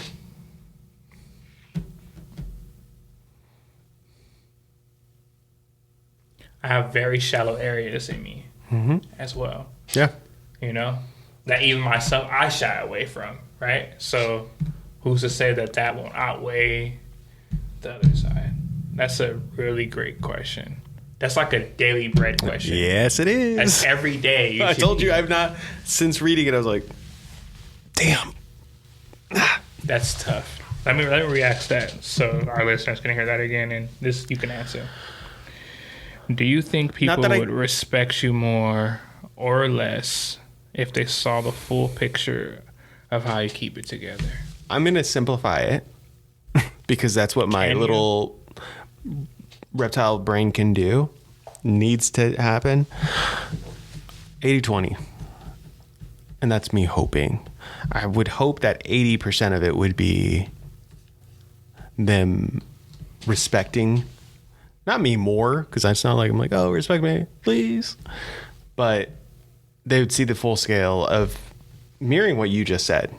You know, the amount of effort I put into every aspect of my life and why I do certain things the way I do. Did you know that people don't do that? Yeah, no, I do. That mind-boggling. I won't tell you guys how because it's embarrassing. I was in my 20s when someone had to tell me, like 3 a.m. They had told me, like, bro, not everyone's like that. I legit thought that everyone was the same emotionally in that aspect. Yeah. You and I both worked in it for years and years and years and years. Marketing, advertising, business development, sales. Yeah. So very customer facing jobs and careers. Apart from, you know, acting, writing, everything. People. Right. And I will say, not only when we've worked together, but in many instances, you meet people, whether they be your supervisor or coworker or whatever, that just assume that that's a given, or like because of someone that you met, the connection that you made. Oh, it's that easy because Cristiano went somewhere, and it's probably just that they talked. It didn't have to do with the fact that you waited till that person was done eating, or Right. you overheard him mention a movie, or her say something, a line from a book, or you looked up their LinkedIn, or Instagram or you're did just you. whatever. You have that makeup. You have that makeup. The thing. You are the Slumdog Millionaire, and you have an accumulation of so much life experience that you can then make that connection. Yes. Because the person that hasn't done that, who hasn't gone out of their comfort zone and had conversations with other people, isn't going to make that connection. So for that reason, I think I have 80%. I would hope for 80%. The 20% would respect me less because I respect me less for some things. Yeah. Rightfully so. I'm about to say that should be natural though. Yeah. I don't think it should ever be 100. No. Unless you're a sociopath. No. Yeah, then it would definitely be 100. But that 20 would be, and just like off the dome of something that like bothers me. Those same connections that I pride myself on, there's sometimes where I overthink them or I continue to think about them after the fact about how I could have made them better. Yeah. And why does that matter? You know, yes, in the fact of, or in the sense of it could have been better if it was like a business thing or whatever. But I'm always telling like Rachel, like, oh, I ran into the said actor, said director, someone who knows this person. And then I am thinking about that for days after about how I could have made it better. The director we met at the... is what I've been thinking about since. There's good and bad. So the good, what I respect,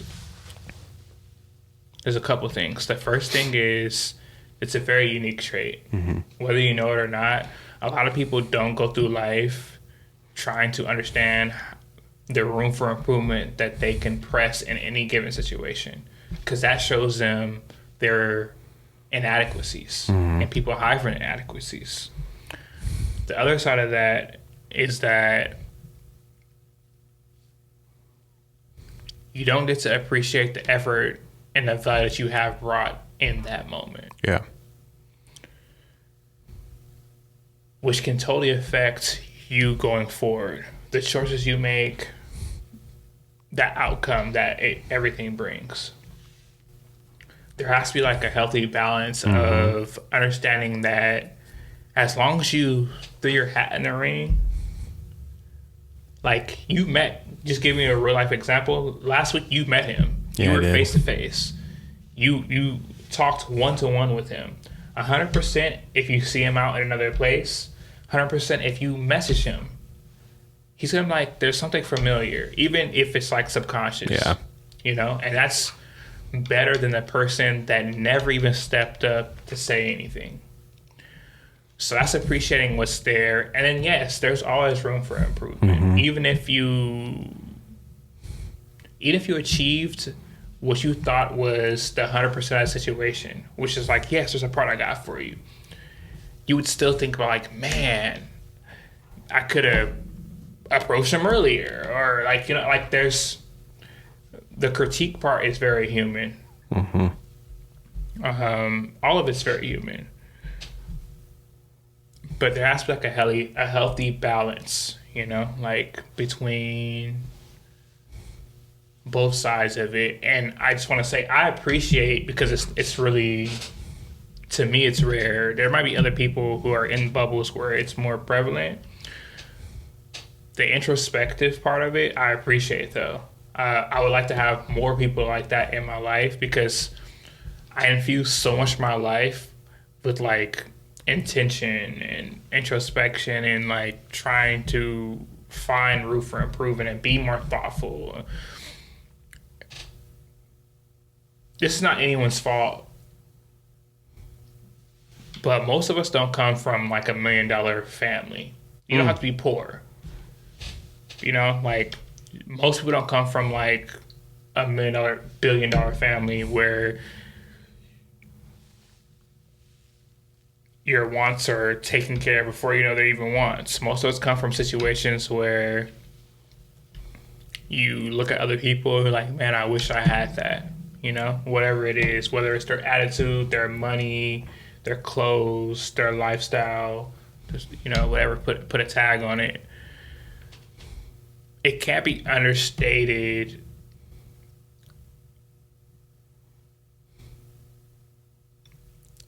something I noticed earlier when you were talking, how misunderstood everyone is to each other. And I already put a lot of thought into things. But now, this conversation, I'm going to put in more. Yeah. Like, just going off of, like, our 80-20 conversation about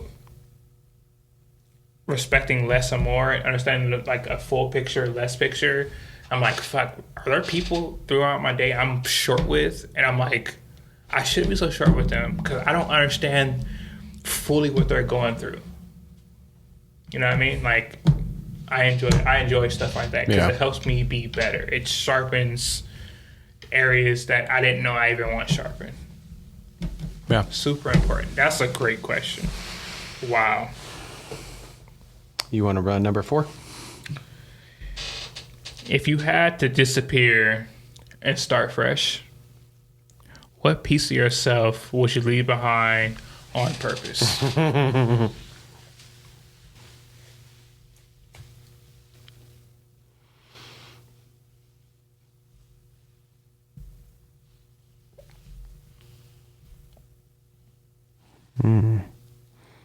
Go to, or like gut was the people pleaser, because that's very much part of my makeup.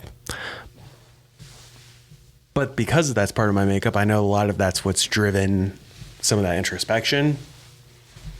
So is it worth the consequence? I think I would sleep a lot better.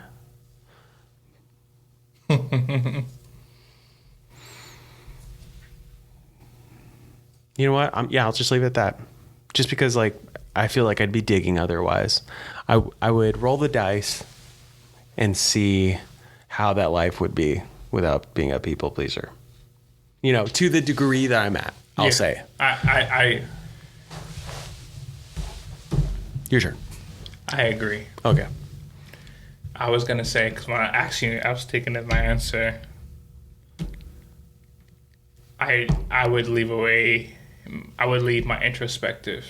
As much as I enjoy being thoughtful and there for people and always trying to find ways to be better, I would leave the introspective part because it allows me to be so much more present. Mm-hmm.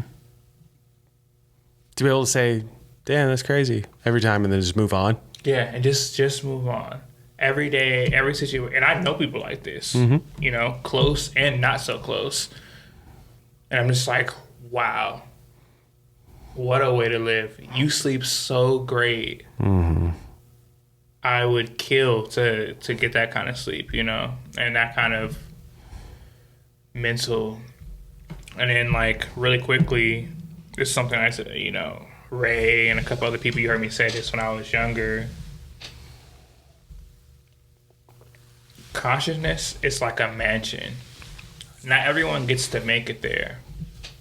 But if you make it there before someone that you know, leave open the door, leave a window.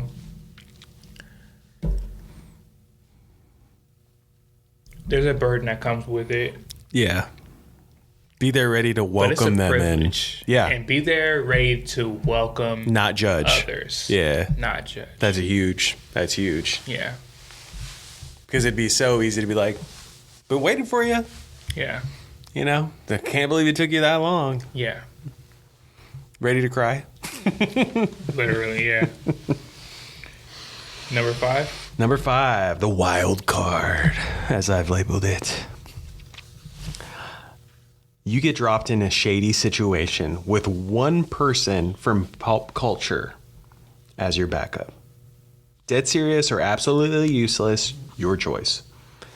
Who's walking in with you and why?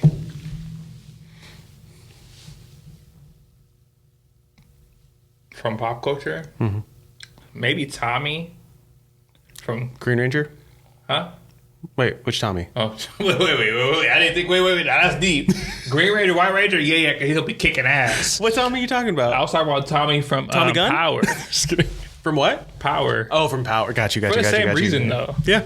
Because, like, ride or die, whether I'm right or wrong, he's going to be there. Family, friends, associates, business, I can count on him to take care of things. Mm-hmm. Mind you, I could have probably picked someone else if I thought longer than 3 seconds. Yeah. But one of the first people that came up was Tommy. I said Power Rangers? Power But Rangers? Power Rangers, that's a top tier answer. Yeah. Because OG, Always. the best Ranger. Mm-hmm. Okay, so for you, you get dropped to a shitty situation, one person from pop culture as your backup. Batman. Think about it. Useless or serious or whatever, but it's a shady situation. So whether I need him to be the Gotham Knight, Mr. He's Dark gonna Knight. come in breaking people's fucking He can. femurs and He shit. can. But also, if it's like, oh, I need to be slick at right now, I got Bruce Wayne. I got Bruce Wayne's connections. He's like Bruce Wayne 5% of the time. I know, but for that 5%, I'll take it, and that money fixes everything. So That money fixes everything. I low key thought you were gonna say Goku. Just go OP. Yeah. I thought. So the first people that popped in my head were all OP people, but then I was like, oh, Gojo. This is 5 hard questions. I gotta go deeper. And I truly respect Tommy as a character. Yeah. Like I think he's when you think of like ride or die, he's that guy. Yeah, I'm keeping my answer. There's You, other you people want I could people think of. that are there for you even when you're wrong. Yeah, Not saying like it's okay to be wrong. we talked about this last episode, but The Town. Yeah, Ben Affleck, Jeremy Renner. Yeah. That scene will You want forever that be the ride or unrequited die. love, guys. Yeah. You want people that are going to be there in spite of, not be because of. Mm-hmm. Awesome questions, bro. Thank you. All right, now we go into the spoiler zone. We're in a spoiler zone. We will timestamp favorite this, zone. and we will let you know where we're at. Somewhere but around know 140 that something. If you decide that you're not going to read the book and you just want to hear the spoilers, this is where listening. it starts. Yeah. If you have not read the book, turn us off. Especially right if you now. plan to read but the book. do come back later on. Thank you for coming. Thank you for listening to us. There will be more episodes. Blah, blah, blah, blah, blah, blah. Spoilers. All right. Favorite part. Let's go. Favorite part. Okay. Roman uncovers that this was actually did have to make a correct. Yeah, sorry. That the reason his dad is in the hospital is because Fucking Dante. Because of Dante. His younger brother. You can fill in because of Dante throughout this whole he's book. That is why I say I'm not during gonna say a piece his of time. shit. Yeah. Because like he's a great character. But his choices are Terrible. awful. And they never get better. They're bad all the way through the book. Sean, why? He was such an awesome character, and every choice he made was bad, except for killing that guy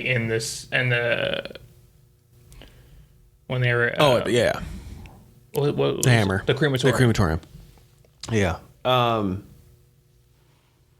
I the only reason I did very much appreciate that he was the same color all the way through, or painted the same color, is because he's an addict. Like, it would be in some stories like, my older brother came and my sister told me, they sat me down, they told me I need to fix this. And the next day I got up a little early, worked out, stopped taking that stuff, and I was changed. Not how life is.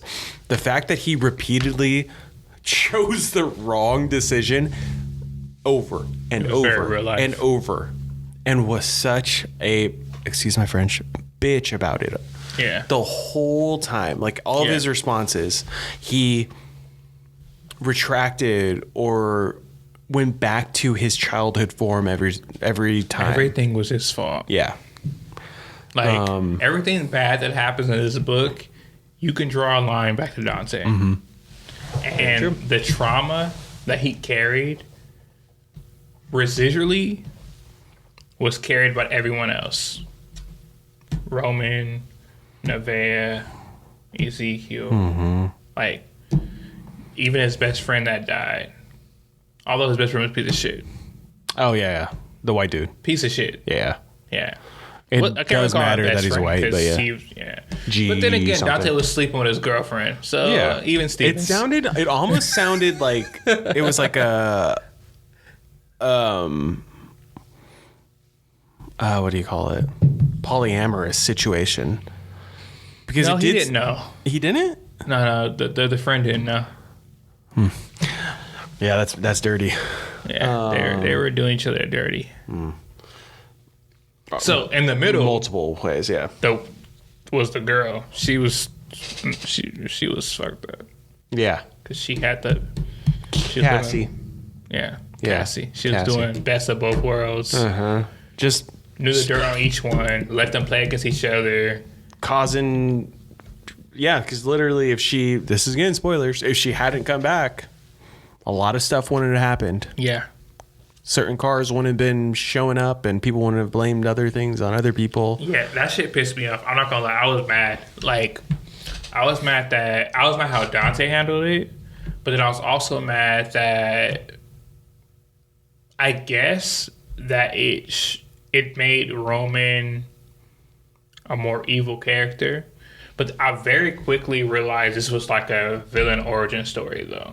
Like, after that, I was like, oh, okay. It all makes sense. Yeah. It makes sense. This is a prologue to him being a kingpin in some other book that may never be written. Yeah.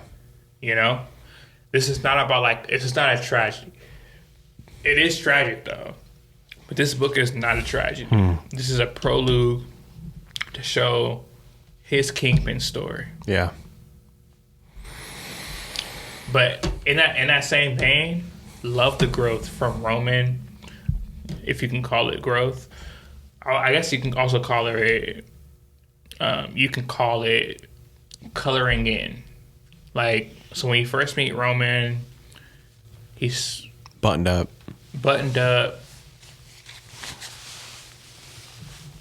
And as he gets more ingrained into like what's going on with his family, what's going on to his hometown, you learn more about him, right? Like his I'm not gonna say violent childhood, but the fights he got to when he was younger. So he's acquainted with violence. The relationship with his dad, which helped us understand why he was protecting his dad while everyone else, including his sister Nevaeh, was villainizing his dad. Yeah. Everyone else in his whole town. Because to Nevaeh, the whole thing about her mom going missing, because there was no case about it or anything, it was a cold case. Everyone just thought that she left. Well, the files say that they couldn't find her. That was bottom line. But the town thought that the dad killed her and burned her, killed all or basically got rid of all the evidence through fire. Because everything disappears through fire. I can't remember the exact verbiage. I should, but I loved that though. He did such a great job with having the fire being a character in the book. I love that. They kept talking about how it was always a small character in the background in each of the scenes, and then the ending scene, it is the backdrop to Roman's growth as a kingpin. Yeah. So I did love that. Even like the supporting characters, though, I can't remember their name, but in the BBB, you had the peons. Yeah. And they were there. They were actually there to make sure that Roman and Dante killed Cassie and Dante's best friend. Yeah. Obviously, tables turned on them. I liked those characters. You know what I mean? Like I liked them all. I liked the ones that ended up being in the end. Yeah. Because the ones that were there at the beginning didn't make it very far. Spoiler. No. Yeah. Oh, one. But one only made it through halfway through the book, and then chomp. I say Cosby book, bro. Yeah. You know what I mean? True. Spoiler. I'm gonna be saying that a lot. Make that my tagline. I don't care. Do I get a tagline? Roman killed his mom. huge surprise for me. Huge, because they go the whole book alluding to the possibility that she's out there living her own life. Either she's out there living her life, or their dad off her. Yeah. Yeah. And it's like, I those are the only two options I thought of. I was like, oh, she's out doing her own thing. She's like, fuck my family. We're going to see her probably at some life. point. We'll get there's some sort of letter. There's something. I didn't think they were going to be seeing her. I thought the dad was going to tell his kids, like, yeah, bro, she was done with this. Or he killed her. Yeah. And I was wrong. Roman and Dante both had a hand in tag teamed. It was the Hardy brothers. Yeah. Doing the song from the top rope. S.A. Cosby, while he was talking about the multiple bar fights he's been in, don't mess with them. But he brought up one where he talked about where he thought he might be going to jail because he pushed or punched a guy, and the guy fell backwards, hit his head on the corner of a table or a pool table, one of the two, but a table. And I was like, so many people at Romans hadn't read the book. We were of like the 10% that had read it already. Yeah, there's only a few of us that read the book. And I was about to shoot my hand up and be like, okay, is that why you said what you said about Roman's mom, about how she died? Because her head hits the corner of a table. Yeah. Pool of blood. That's a great connection. Yeah. Oh, that didn't click for you while we were there? Yeah. Sean, if you watch this, please answer that for us. Yeah. So then Dad shows up. Ezekiel shows up and he gets it. I don't know if he gets it. That's a whole nother book right there. But he said, well, my kids aren't going to go to jail. Yeah, he went to like dad mode. Yeah. Mind you, yeah. Even when Nevaeh was doing her research, and the closer she got to thinking he was a piece of shit dad that killed her mom, I was like, man, all the outside people were like, yo, your dad's a great guy. Good dude. He like loved you guys. He loved his wife. He loved his kids. And so I'm like, man, this guy really loved his family. All said that he was super dedicated to his work, obviously. Between love and hate. Yeah. So at the same time, I'm like, damn, did he kill her because he loved her so much and he caught her fucking someone else? Yeah. After he put his blood, sweat, and tears to get them out the hood, start a business, do all this shit. Blood, sweat, tears, and their marriage. And their marriage. And their happiness. But I can't even say their happiness though, because like, sometimes people just want more. This is not a knock at Bonita, their mom. Yeah. Some people just want more than what they're experiencing. And than what they're experiencing. And the fact of the matter is that we're all human. We're not always going through the same level of not sexuality, but libido. Right? Sometimes you might be up, she might be down. She might be up, except so. The human aspect is to understand that and not step outside of your marriage. For her, she stepped outside of her marriage multiple times. Yeah. For him, he loved her all the way through, like start to finish, which I genuinely enjoyed reading. I did not want to read that he killed her, although I was suspect. I didn't want to. I was so suspect. Me too. But not to be the other person, but to be the other person. I don't think it's enough to just love someone the way you think they need to be loved, or the way that you know how to be loved, or know to love, I should say. But you can only give the love that you have the capacity to give. Sometimes it's not about that. True. You know? Sometimes it's not like, I think this is what they deserve, or this is what... You can only give what's in the tank. But your ignorance only goes as far as you're able to explore it. So if you do talk to your partner and you say, okay, I appreciate that you do X, Y, and Z for me, that you show your love through service, but I need it through touch. Or I appreciate that you do it through service and touch and everything else. I'm not going to support the 5 languages of love. That guy was an asshole. But I need it through you telling me. Bro, there's no excuse for Bonita. Check this. Even if He's like, you know what, you're right. But actually, no. she was a hoe. Yeah. It's not that she's a hoe. I think that everyone has like pros and cons to their character. A con to her character was that she didn't have the wherewithal or discipline to have that communication with her husband. Because wait. Know that. Wait. Okay. Because hypothetically, the other side of this is that Bonita, I don't got it in me. I'm stressed out. I'm trying to make it ends meet. It's not that I don't love you. I obviously love you. I just don't got it in me. Why? For your response, why? But why?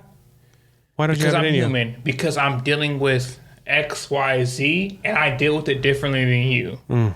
So although you help lift this weight, and you might have some libido left, I lift this weight, and I'm like, this is not in my framework of thought. But what if it's not the libido?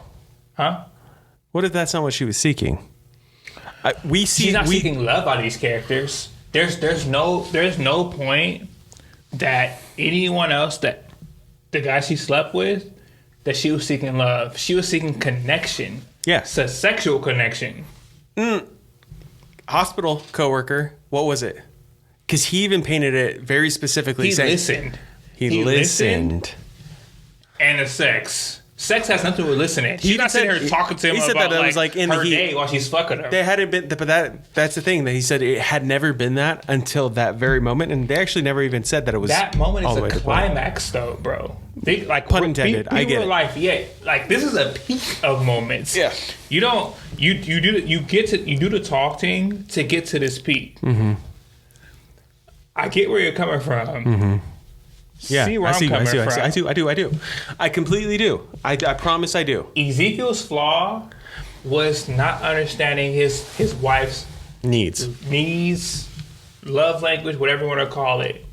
Her flaws were not having the discipline and communicative skills to get her partner of her long-term partner along with the game.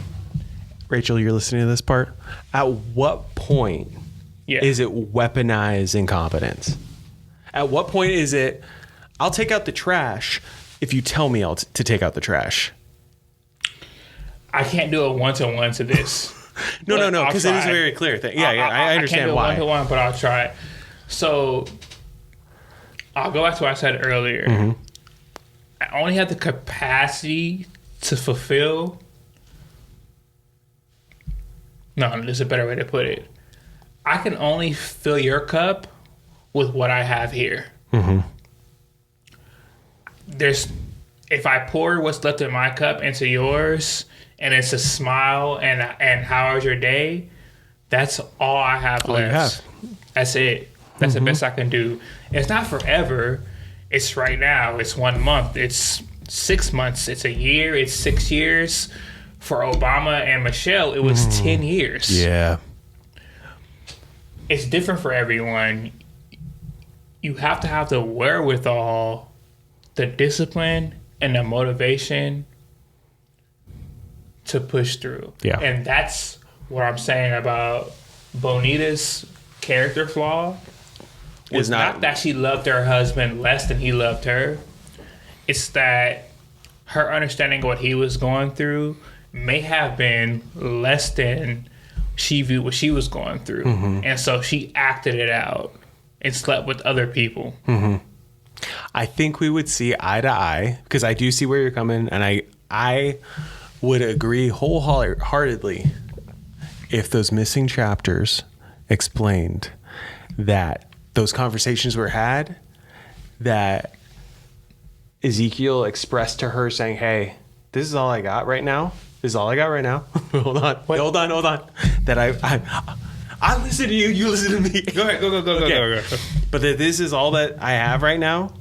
And I know a lot of relationships is I need you to see me. But also, if we're going to blame her for being not communicative, It goes both ways. But if he was able to say, hey, all I got for you today is a smile and a hug, and that's all I got, then at least that is then expressed.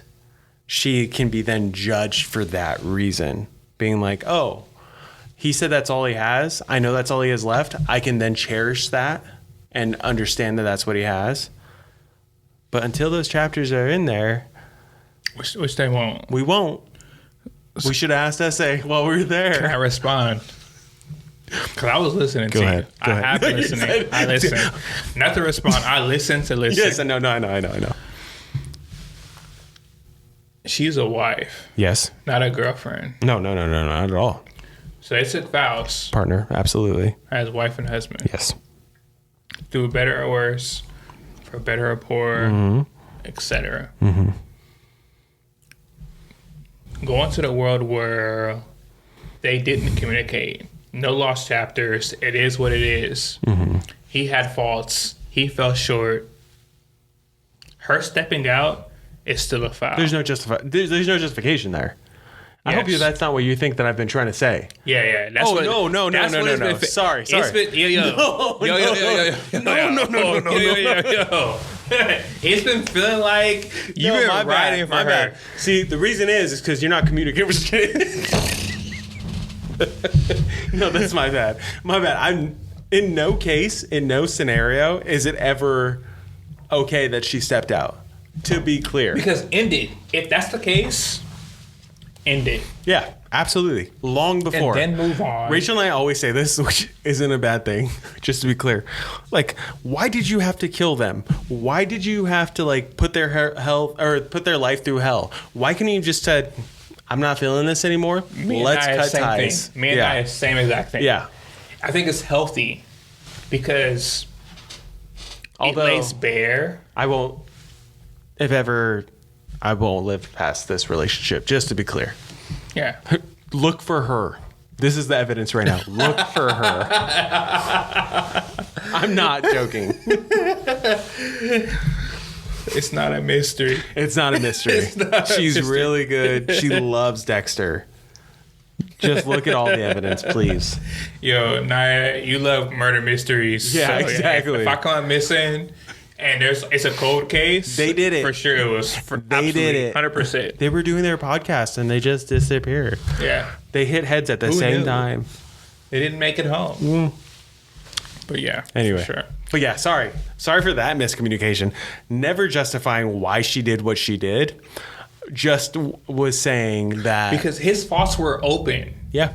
Like, the daughter talks about it. The sons talk about, like, to be honest, they talk more about his faults than his positives. Oh, very few. You only see his humanity when you see his reaction to what happened to his wife. Right. And how heartbroken he was both about her and what his kids. And the character's point of view of how broken he was. Right? That was the heaviest part. Was you have this character who was actually fucking his wife. Yeah. And he's like, yo, your dad was so heartbroken to catch us. I'm not going to say I felt different about Bonita, but it really irritated me when she got frustrated with Dante. About what he saw? About what he saw. When she downplayed it? Yeah. He's like, oh, it gaslit the shit out of him. Yeah. Yeah. I was like, how dare you, No wonder bro. Roman went to a 10 and rocked your ass. Put you down. Turn the lights out. But that shit was real crazy. quick. It was crazy. Yeah. Final spoiler. Nevaeh just She kills the dad for no reason. finally finds out Mama's ashes have been up on top of the refrigerator this whole time. In a fucking cookie jar. As I told Cristiano, Billy Goat from Ozark, finding out about the brother. Spoiler there too. I gotta finish watching Ozarks. But is in the cookie jar the whole time. Fun fact: fire doesn't burn everything, I guess, because that ring was still in there, and caused. But it was deformed. It was deformed. Yeah, it was deformed. But Nevaeh saw it and said, "You know what? This man does not need another breath, and I will take the next." Yeah, she was already thinking that he killed her mom. She found that the ashes. I would want to see. I would want to see Kiki expeditiously. or Taraji or Regina, because girls, you got it. Women, Kiki. queens. But Kiki deliver that line, because it did feel, as reading it or listening to it, that it was, I did it for no reason, and then she left. Like, it's almost like a. I kind of felt away, but this is slightly. Yeah, that it there wasn't- was no.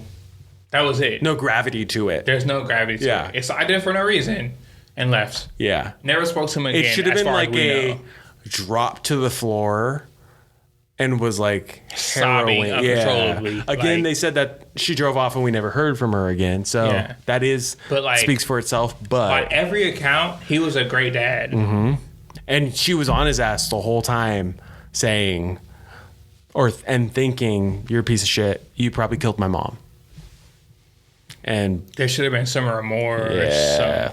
So that's I agree. Yeah. I expected more out of that yeah. because she had so many different like flavors and levels to her character. I expected that out of her. Yeah. Yeah, so we agree. Ezekiel should have been more communicative. Anyway, so With that being said, look, if you read S.A. Cosby, just know damn. morality is gray. Yeah. Lots of family, familial strife, which is strife. Strife. Yeah. Not I trife. was like, I think I strife. say trifle. Trifle. Obviously, yeah, exactly. But I think that I like that because everyone can relate to family issues, spoken and unspoken. And this has a mixture of both. Amazing writer, though. Yeah. Like, Sean, listen to this. You did a great job. I really enjoyed Razorblade Tears. I said it before, I'll say it again. I think this is more edible for like the general public. Like, great job. The characters are fucking crazy.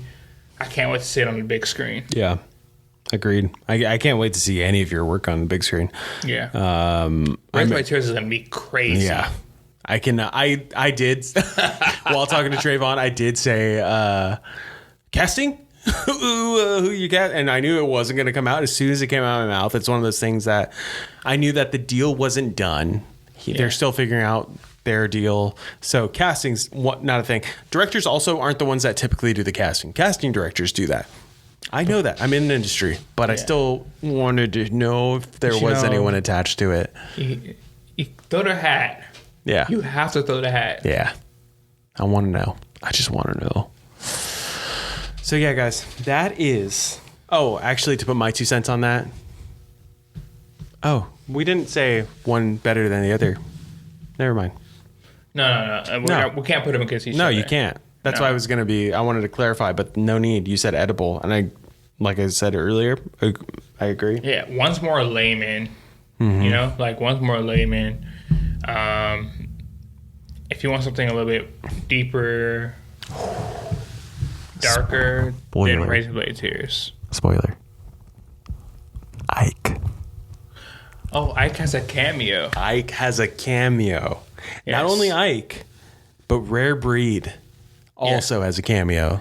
So Them racist motherfuckers. if you have the bandwidth, read Razorblade Tears. Please.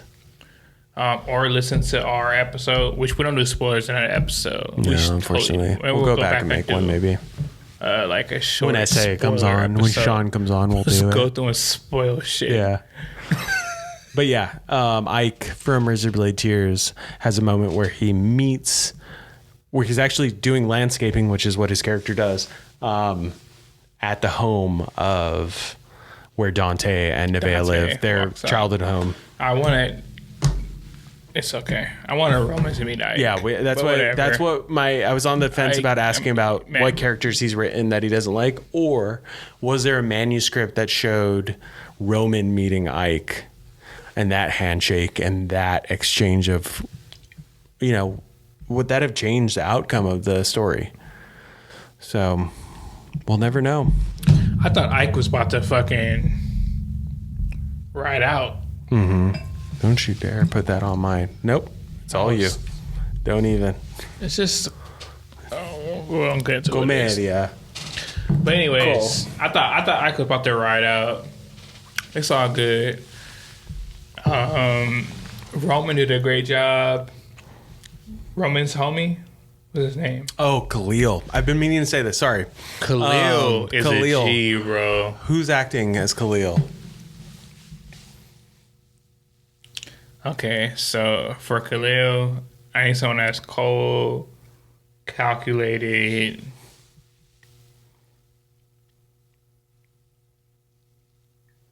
I'm gonna fuck up his name. From where? Mahershala. Mahershala? Ali? No. Bigger. I'll see what he looks like once he's Blade. Which, if we ever see that, I would go Wesley Snipes. I don't think he has to be big. He has to be like, his character has to be cold. But his story was the dreads, the size. Put dreads on Mahershala. We gonna do this again, Tom Cruise? You know, I like Tom Cruise's fucking Reacher. He's so good. He is the Reacher. Without Tom Cruise being a Reacher, there is no. Don't bring this conversation again. That's not what it is. Look, Mahershala could definitely do it. I don't doubt his acting jobs because they are amazing. He could do aerobic. I just thought. Did you say he could do aerobics? Roman. Oh yeah, yes, he could do Roman. I thought you said he could do aerobics. He could do aerobics. Cool. No, I think I was thinking size the whole time. I was thinking like he's a vet killer. Yeah. I don't think he has to have size. No, he doesn't. Maybe just murderous intent. Maybe Aldous. I could see Aldous being that. Being Khalil. Yeah. Right? Yeah. Okay. I could see Aldous.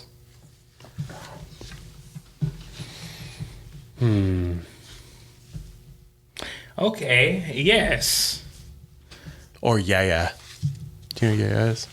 Yeah. Candyman. The new Candyman. I should say respectfully. He played... That's better than Aldous. Yeah, he is. That's better than Aldous. Yeah. I love him. Not better than Mahershala, though. Absolutely better than Mahershala, but okay. No, that's where we differ. That's where we differ. Like, it's fine. You know, Neve was fucking with him. Like, yeah. Have you seen Yaya? I fuck with Yaya. Yeah. Mahershala's respectfully older and very specific, whereas Yaya is...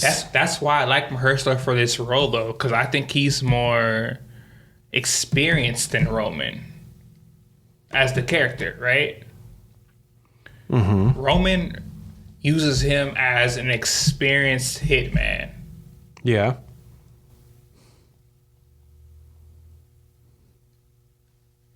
Maybe Mahershala is like to... You put dreads on that, you can do... That is pretty good. Game over. This is off cuff. There's a movie called Yardi. You and Rachel should watch Yardi. Yardie. Not double E. Yardie.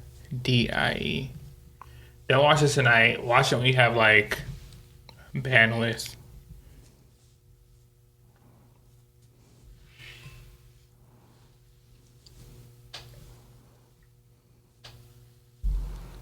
All right, guys.